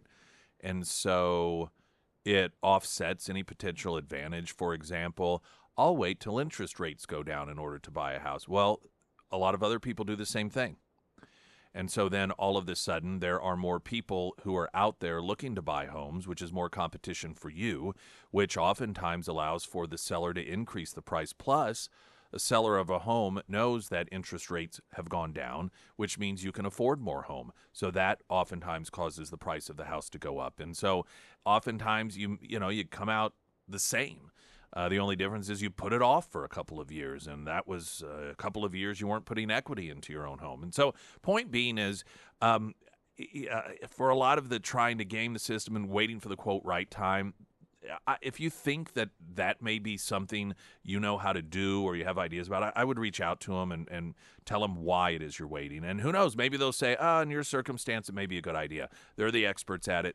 They're there for so much more than just getting the process going, for information as well. But once you are ready, then it's as easy as going to iwantagreathomeloan.com, putting in some basic info, and that pre-approval you'll have is good for 120 days. So you're not rushed to find a home before you have to resubmit. iwantagreathomeloan.com, because you do. Coming up, our author of the week, Dr. Simone Gold. She went from just average citizen, she's a doctor, an attorney, out there, being a good mom and just trying to be a good American citizen, to becoming a target of the government under the Biden administration, not just once, but twice over two big issues. So we'll talk with her. I just tell you, COVID and January 6th. But she'll join us. That author of the week, sponsored by ABC Books on North Glenstone, coming up right now. Latest news update.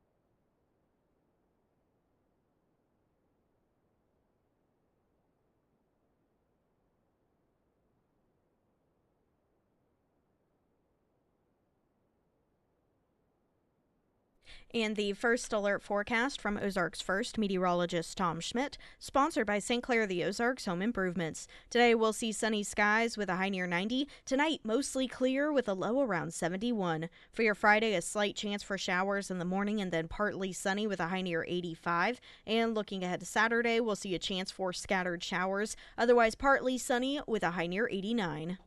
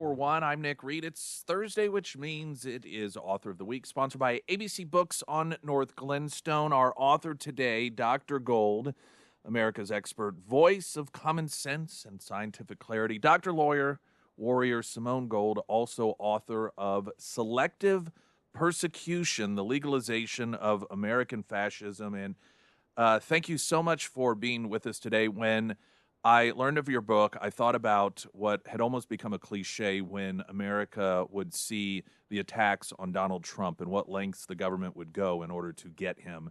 And that saying that we'd hear more and more often, boy, if they're willing to come after him, think of what they could do to you. And I think what a lot of Americans don't realize is that there were plenty of Americans in which our government has done just that.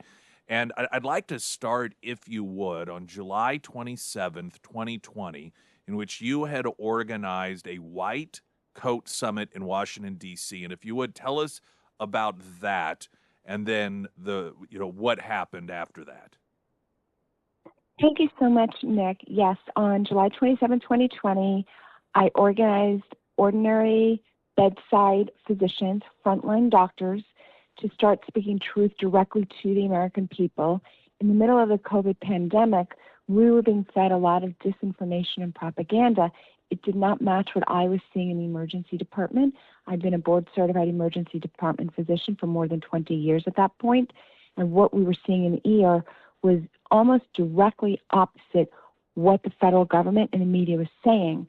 And we frontline doctors were so frustrated at not being able to hear the truth from our supposed leaders that we just went directly to the people. We stood on the steps of the Supreme Court and we told the truth. We told the truth, which was that there's early treatment available if you should want it. Masks certainly don't work. There was no need to keep the schools locked down.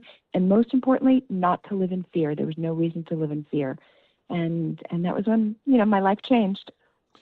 So were you shocked at the reaction? I mean, clearly the purpose of this event was to inform people of the truth. So you knew that there were people out there that were spreading, disinformation and using the lab coat in order to do it. But when I guess just the beginning of the attacks started taking, what was that like? When did you first realize, whoa, wait a minute, this is serious. This is scary. Right. It's a great question. Certainly we were trying to get attention and raise awareness of the issue, but I had no idea the effect it would have, none at all. I was a private citizen. We got together with other private citizen physicians. We were all, relatively anonymous people, well credentialed in our field. But it was as though a nerve was struck, and we hit 20 million views in 8 hours. And that was considered the most viral video of all time for that duration of time. We were on track to hit 100 million by the next morning, when all of a sudden all of big tech took us down. Everyone everywhere took us down within the same 1 hour. That was a clue to me there's something else going on, because normally these social media companies will be competitive with each other, right? If something's making a big news story, another story, outlet would want to cover it. Nope, we were completely silenced, taken off the air. And the very next day, I started being attacked massively in the media. All of a sudden, I went from being a doctor and a lawyer, and I graduated medical school when I was 23, and I went to Stanford Law School, and I was top in my profession and career all my life. And all of a sudden, I was being called a quack, and worse. So it was quite shocking. Well, and I think for a lot of Americans, just the apparent drastic shift in the censorship was pretty shocking. And particularly in my industry, it's something you take notice of. I can imagine only as a person in the medical profession, what seems like everybody should be on the same page, at least in terms of goals. That's the truth, results, what works, what doesn't work. So it must have been surreal as well as a doctor to see other people in your profession also attacking you. Yes, actually, it was heartbreaking and shocking. I could not believe that my peers could not just put two and two together, and I'm not even overstating it. The things you would think a doctor would debate, does this medication work for something new? That's a reasonable debate. But all of a sudden, my peers were saying crazy nonsense, Nick, like hydroxychloroquine wasn't safe or ivermectin wasn't safe. And I would say, well, it won the Nobel Prize in 2015, or with hydroxychloroquine, it's been FDA approved for 70 years, one of the safest drugs on the planet, over the counter across the world. What are you talking about not safe? And I couldn't believe how the physicians just parroted the party line, didn't think for themselves, and shamefully didn't put their patients first. Couldn't really care less about helping their patients. They were telling their patients, go home, we have nothing to do for you, come back if you're blue. I've never seen anything like that in my career. It was very disheartening. And it's why we doctors got together, because we were, it's not too strong to say we were disgusted at our peers. Yeah. We were disgusted that doctors didn't do the right thing. We're talking with Dr. Gold. The book is Selective Persecution, the Legalization of American Fascism. So this is clearly a defining moment in your life where, in the context of COVID, you get deemed an enemy by the elites, the establishment. And as if that wasn't enough, you end up as an invited speaker, January 5th, 2021, invited to speak on medical freedom at Freedom Plaza in Washington. And then the infamous January 6th, you were among 20 scheduled speakers. It was granted a permit to speak on the Capitol grounds. And boy, we've known and talked to a lot of people that have been in one of these situations or the other, but twice for you, just being targeted by the government. Tell us about January 6th. Right. That was why I went, was because what happened to me was so punishing. It could not have been an accident. It was planned. I won't rehash things that your audience has probably heard already about January 6th, the fact they were FBI agents, but there were so many things that they did to destroy the average citizen. They came after me very, very hard. I was there. I was peaceful. I'm a doctor. I was giving a public speech. That's it. It's all on recorded closed-circuit television, so nothing I'm saying is, even in dispute. Nonetheless, the government charged me with a 20-year felony, although I'm getting, I guess, a little bit ahead of myself. The first thing they did was 12 days after January 6th is they targeted me in a very violent FBI SWAT team raid. And they broke my door down with a battering ram, and there were 20 tactical officers, head to toe in tactical gear, breaking down my door, screaming at the top of their lungs and frightening us to death, and shackled, handcuffed, perp-walked in front of the neighborhood. It just was so over the top, Nick. I mean, I'm a physician. I'm a civil liberties advocate. I'm a mom. And they sent out a force worthy of El Chapo. So this was not accidental. This was to silence me. Yeah. And it's very scary. And I write the book because I just want people to see it. And I don't want people to get depressed. I want them to become educated and informed and push back on the tyranny that they're seeing in their own lives. A lot of us face this in a much smaller way, right? People were very silent. People couldn't say what they really thought. And, that's a side effect of living in a society where you're so afraid of the government or even just your employer, for example. So I want to teach people that you can speak up. You can do it in a way. You don't maybe have to be as aggressive and assertive as I was, but you need to speak up when tyranny is at your doorstep. And the book is really, really eye-opening, like what the government did to me. Again, what they did to Donald Trump, unbelievable, right? But what they did to me is very similar. I'm a doctor. I'm a lawyer. That already is so rare. They framed me for narcotics. I bet you didn't know that part. There's a whole chapter on that. They framed me for narcotics. Or attempted to frame me, I should say. Congress came after me. They threw me in prison, really bad stuff. And at the same time, we knew we were right. And one of the things I did was I have all the receipts in this book. Are we all frustrated when people say, oh, let's just move on? No. Right. You all did something very wrong. You have to acknowledge what you've done wrong. You have to ask for permission, understand what you've done wrong. Then we can move on. So one of the things I did was all the receipts are there. Everything Fauci said, everything the media said, everything the people, the CDC director and the NIH director and the FDA director, what did they say during COVID that was false? Right? Remember when the FDA said ivermectin is horse paste? Right. They would like to forget that, but they said that. So we have all the receipts in there. What did the judges do? What did the judges do for the J6 defendants? Did they follow the law? Turns out they didn't. What about the prosecutors? I have about 6 different examples of prosecutors lying. So it's really quite fascinating. It's been quite a journey. Well, I want to ask you because I think average people, when we were aware of those that were imprisoned because of this massive operation to take all of these individuals, that some even just close to Capitol Hill on January 6th. And in fact, just last hour, one of our regulars, she was an attorney for a couple of those individuals. But I don't know, in our minds, we think of men in prison. And we only got these ideas of, what we were told was going on inside the prison. What was it like for you? Explain that experience, if you would.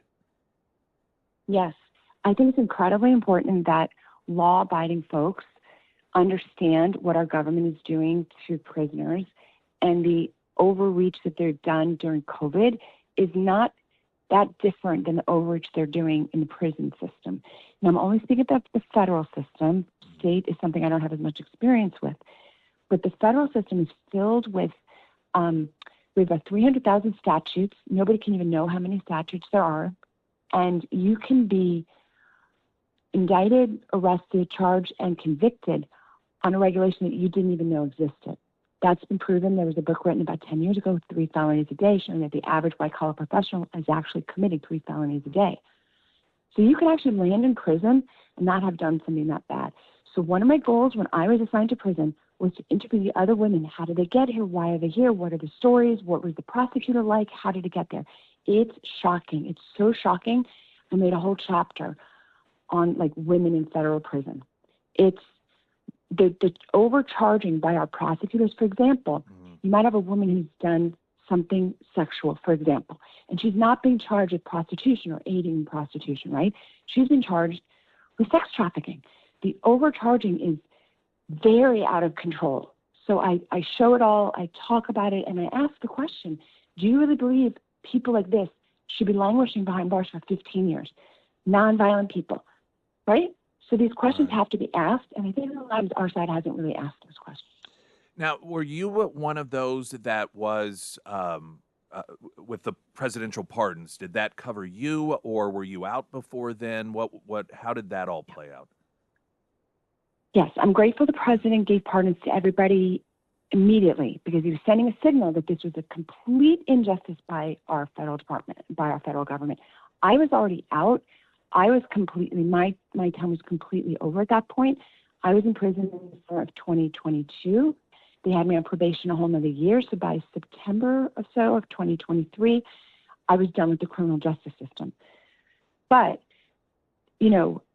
still having a pardon is helpful. Sure. And I just want to encourage everybody that what happened to us, even if you think you know, you don't know. The harms were extraordinary. I was debanked. People lost their ability to book Airbnb. We couldn't fly. My son, they targeted. My minor son, who had nothing to do with any of this, was targeted by our federal government and was put on no-fly lists. What happened to us was outrageous. And a lot of people went bankrupt. People lost their marriages. People killed themselves. The mocking by the media was so horrific. About 5 people killed themselves over the fact that the government was overcharging. They were charging people as terrorists, and it became too much for some people. And there needs to be restitution, partly just to help people resurrect their lives to some capacity, and also so that the nation understands what happened to us. In my case, for example, they tried to take my physician's license because of me accepting a plea on a trespass. That's never happened before.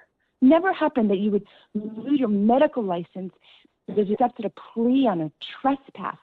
These kinds of harms, Americans need to understand what happened, and I outline all of it. And I just encourage people to, if they think they understand what happened that day, they don't.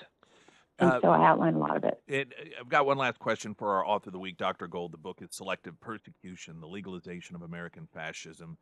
And this may be somewhat incidental, but thinking about the pardons and the election, and I think about, as we did live coverage that night, and just the elation that the average American that was a supporter of Trump and wanted to see a change from what we had been dealing with for the prior 4 years, wanted that to occur. For someone like you who really bared the brunt of that previous administration, what was that like to watch that election turn out the way it did? I don't cry that often, but I really was kind of tearful that night. Yeah. If we hadn't taken back our nation that night, I know that it was over. It was over for our nation. We had already faced the loss of free speech. We had faced, unreasonable search and seizure. We had faced the loss of ability to assemble religiously, right? Things that are so foundational to Americans, and they were evaporated during COVID. And then you had the federal government come down hard on a citizen like myself. If we hadn't taken this political change, America would not exist in the way that our founding fathers created it. Thank God. Thank God. And thank you for. And by the way, every yes. time people get frustrated these days, just remember how bad it could have been. That's very, very true. Thank you so much for being with us this morning. Our Author of the Week, sponsored by ABC Books on North Glenstone. Dr. Gold, the book again, Selective Persecution, the Legalization of American Fascism. For Springfield's Talk 1041, I'm Nick Reed.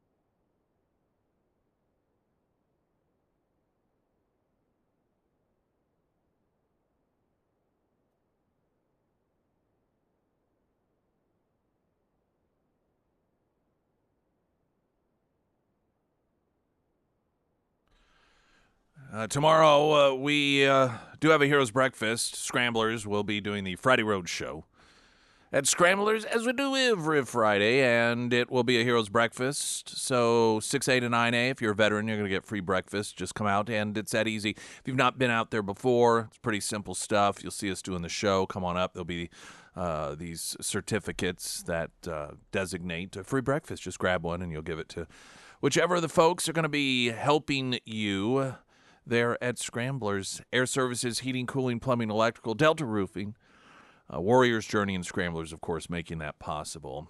Tomorrow morning, 6A to 9A. Coming up, Bernie Sanders demonstrating why it is that people on the left do not do very well on podcasts like those hosted by Joe Rogan. Pyramid Roofing Company, talk and text line 447 KSGF. I'm Nick Reed.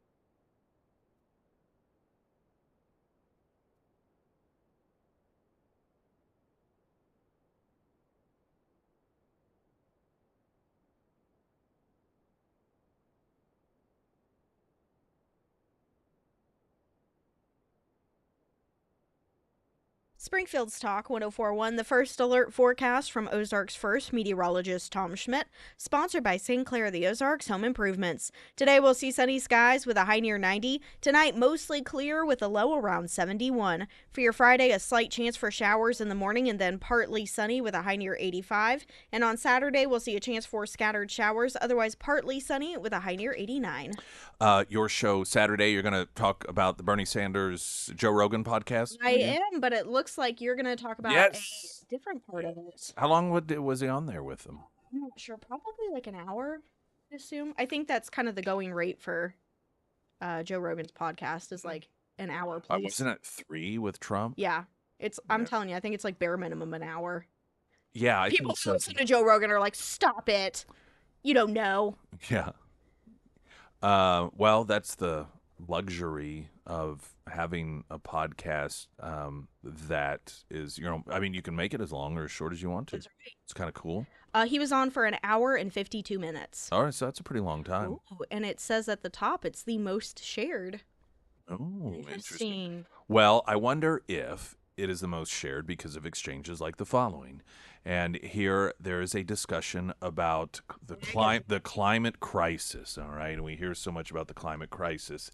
And Bernie Sanders, of course, is a very big promoter of, the world is going to come to an end, climate crisis, we got to get government in there to take control of it. And so this is where we pick up just a short portion of that discussion with Bernie Sanders on with Joe Rogan. You got to deal with this climate change issue. And I know that, there are some people who think climate change is a hoax. It ain't a hoax. I think the last 10 years have been the warmest on record.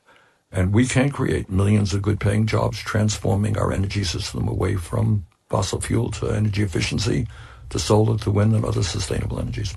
I think the climate change issue is very complicated. And I think, did you see the Washington Post piece that they wrote? Where they did this long-term view. First of all, the reality is that the Earth's temperature has never been static, right? We could both agree on that. It's always been up and down. There's been ice ages and heat waves. And then the Washington Post looked at it. What was the time period that they looked at? That essentially they found that we're in a cooling period.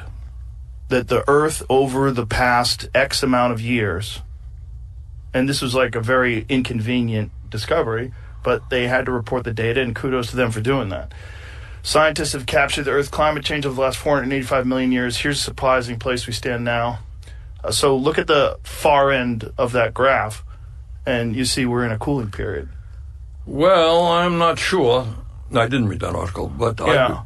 The scientists who are out there, I think... I know, but there's a lot of money involved in that too, Bernie. That's part of the problem. There's a lot of money involved in this whole climate change emergency issue, and there's a lot of control, and that's a big part of this problem. I love Israel's. I don't know anything about that. Oh, yeah, that's part of the problem. You don't. You choose not to.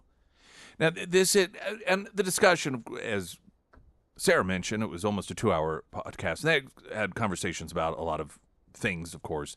And there was a lot more in-depth discussion, a lot of which it's Joe Rogan. He's being very informative about a lot of the truth. And some of his assessments and beliefs, I think he's a little incorrect on. But this is, I'm telling you, part of the reason that someone like Joe Rogan is popular, because when he is talking about things that are even highly politicized, like climate change, climate crisis, global warming, whatever the name of the hour is to describe it, he's not coming at it from a political perspective. He's not coming at it to prove one side wrong or the other. He's just a guy who's interested in certain things, and he kind of wants to figure out the truth about things. And that is appealing to a lot of people.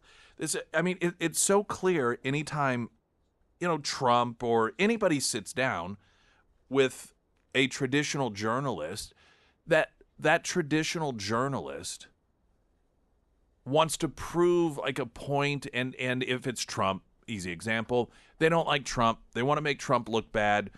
They want to prove Trump wrong. They want to back Trump into a corner. And during the presidential election, if it was Biden or Kamala Harris, the point was to make her look good. Hence, the ongoing lawsuit with CBS in which they edited Kamala Harris's answers so she looked less incoherent than her answer actually was. And people smell that. They know that. And, people on the left, of course, they love watching the standard networks interview somebody like Trump because they want to see him get nailed. They want to see their guy or gal, tell Trump that he's wrong or claim some fact that contradicts what Trump says. And, of course, Trump supporters are going to watch because they support Trump. But there are a lot of people out there, they just kind of want to know, they want to hear information that they feel is true or opinions that are not skewed because of one political side or the other. And Joe Rogan is one of these individuals that provides that. Now, of course, the irony is the media likes to dismiss somebody as Joe Rogan as illegitimate. Like he's part of the problem in this country when it comes to providing information. I'm not some guy that sits around and listens to Joe Rogan. I've never even actually listened to an entire program before. I'm indifferent to Joe Rogan, but I recognize why it is that he resonates, and we need more people like him. And for a media to try and dismiss him and discredit him when he is doing what media used to do in this country. And that is just ask questions that average people want the answer to without an agenda of either helping this person get elected or helping this person's opponent get elected. And it also, frankly, exposes why it is the left does not do very well on these podcasts, because to use Joe Rogan as an example again, because he talks about a lot of the basic factual information, and they don't have answers for it. See, they're not used to that. When you go on mainstream media, you talk about climate change, and we have to have government fix it because it's man-made, and anyone who disagrees with you is a climate denier, and that's just it. Well, Joe Rogan's talking about factual information. And, well, here's what the scientists are saying right now. And what's the response from Bernie Sanders? Well, I haven't really read that article. Oh, okay. Well, isn't that convenient? I don't really know anything about what those scientists say. Which increasingly, if you notice from Democrats, is their go-to, I don't know. And listen, I'm fine when somebody admits that there is information that they are not aware of. But when you take a 100% black or white stance on an issue and you accuse opposition of being uninformed, but then you, as a defense, say, well, I don't really know anything about that. I mean, you look at whether it's a Supreme Court justice that claims she can't define the difference between a man and a woman because she's not a biologist. I remember when I very first realized, before I was really, really into all this stuff, Jon Stewart was kind of a scam. I want to say it was on the old Crossfire on CNN. I could be wrong, but it was a show similar to that. And he got backed into I don't even know what the issue was, but he was, really hitting hard this issue. And he got backed into a corner based off of some facts in whatever the subject matter was. And he defaulted to, listen, I'm a comedian. I mean, people should be listening to, oh, really? They shouldn't. It's because he didn't know. Or the information that was being provided ran counter to his goal of pushing people to one side versus the other. And so he just played the ignorant. Well, I don't really know about that.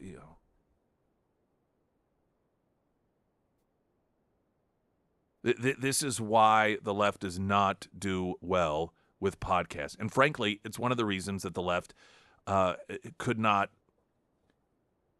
be successful in talk radio. Because it requires you, you can go on for an hour, 2 hours, 3 hours a day and not really actually provide any sort of intellectually stimulating information, but people will stop listening. And that's what happened to Air America. Air America was the great answer. When you look at how Democrats today are like, we got to get out, we got to figure this podcasting thing out, we got to get our own. This is a repeat of an attempt they had with talk radio back in the 90s or early 2000s, early aughts. And they just couldn't stand that there was this one communication format that they didn't own. They own the newspapers, they own the TV stations, they own pop culture, they own they owned all of this, but talk radio was one venue they did not control. So they decided, we're going to start Air America. Al Franken was on there, Janine Garofalo, they got all the left-wing stars, a gal named Randy Rhodes. And it proved a couple of things. One, just because you are talented in one particular form of the arts does not mean that you can automatically step into every other. They proved that. It's just not very good on the ear. But also, you can only spend 3 hours a day name-calling and making accusations without any sort of real substance to it for so long before even your own supporters just get bored of it, because it's the same thing over and over again. I mean, even your favorite song you can only listen to so many times before you tune it out. And so they had a spike in the beginning out of curiosity and people listening, but there was nothing new. There was nothing refreshing. It's not like a show on libertarian or conservative or constitutional or thought-provoking radio where, even if necessarily you don't have the greatest voice or you don't have the greatest format laid out in terms of how you execute the show, but you've got things that make people go, I never thought of it that way before, or I didn't know that, I never heard that factual information. And that's what the left provided. It was no substance, no thought-provoking ideas and intellectual debate, and so eventually they went under. There was in the final days, if I remember correctly, it turned out that it had been financially bust for some time because advertisers, it was a waste of money for them because no one was listening. And then I want to say that some Democrat activist had been embezzling money from some charity organization in order to try to artificially pop up Air America, but it eventually collapsed. And these successful podcasts are very similar, is the point.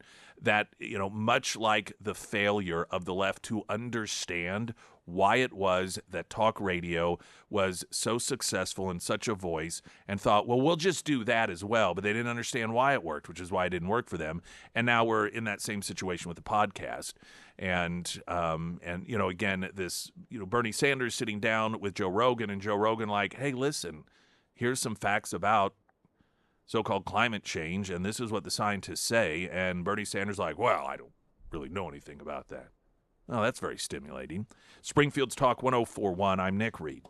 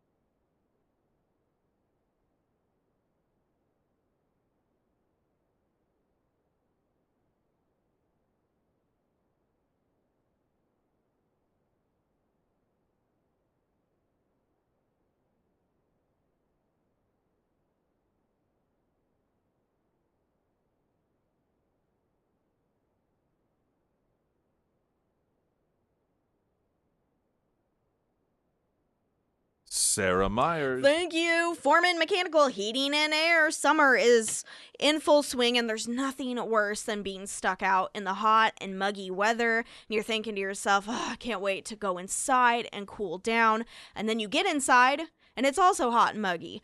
I don't want that. You don't want that. The Foreman Mechanical Heating and Air team, they don't want that for you either. And that is why I recommend Russell's Crew. They do residential and commercial services, and they also have a 24/7 emergency line as well. And whether you need an AC tune-up, or you have a service call that you need to make, or maybe you're ready to do an upgrade to your unit, the Foreman team, they'll get you all taken care of. They're a great group of people. I highly recommend them for all of your HVAC needs. So make sure that you beat the summer heat with the Foreman Mechanical Heating and Air team. You can give them a call today, schedule your services, and you can find all of their contact information under the Sarah's Endorsements tab at ksgf.com. I know it is a common theme, highlighting things that Democrats do and say, trying to make a point, but just further prove that they just don't get it. One of the more recent examples was when Amy Klobuchar was trying to claim that the big, beautiful bill is going to kick starving people off food stamps. And in order to do so, she posted a video of a woman complaining about or talking about how desperately she needed food stamps because she had 3 jobs and 4 kids. Now, one of her kids was over 20. The other was 17. But she weighed like 400 pounds. And listen, not to, be mean or body shame or anything like that, and not that there aren't medical conditions caught, but just for visuals, if you are going to try and illustrate that, Republicans are going to, take away what little food there is for starving people, you find somebody that looks like they're 85 pounds soaking wet, not someone who looks like they ate 4 of the 85-pound people. It's just like, are you dumb? The latest is Gavin Newsom. And these people are the gift that keep on giving to Republicans.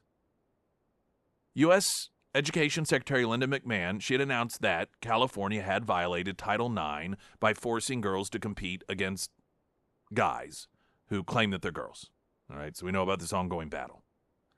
And the Trump administration has been doing everything it can to protect girls, and to stand up for their rights, their equal rights, their civil rights by telling, universities, hey, if you don't respect Title IX, you're going to lose federal funding.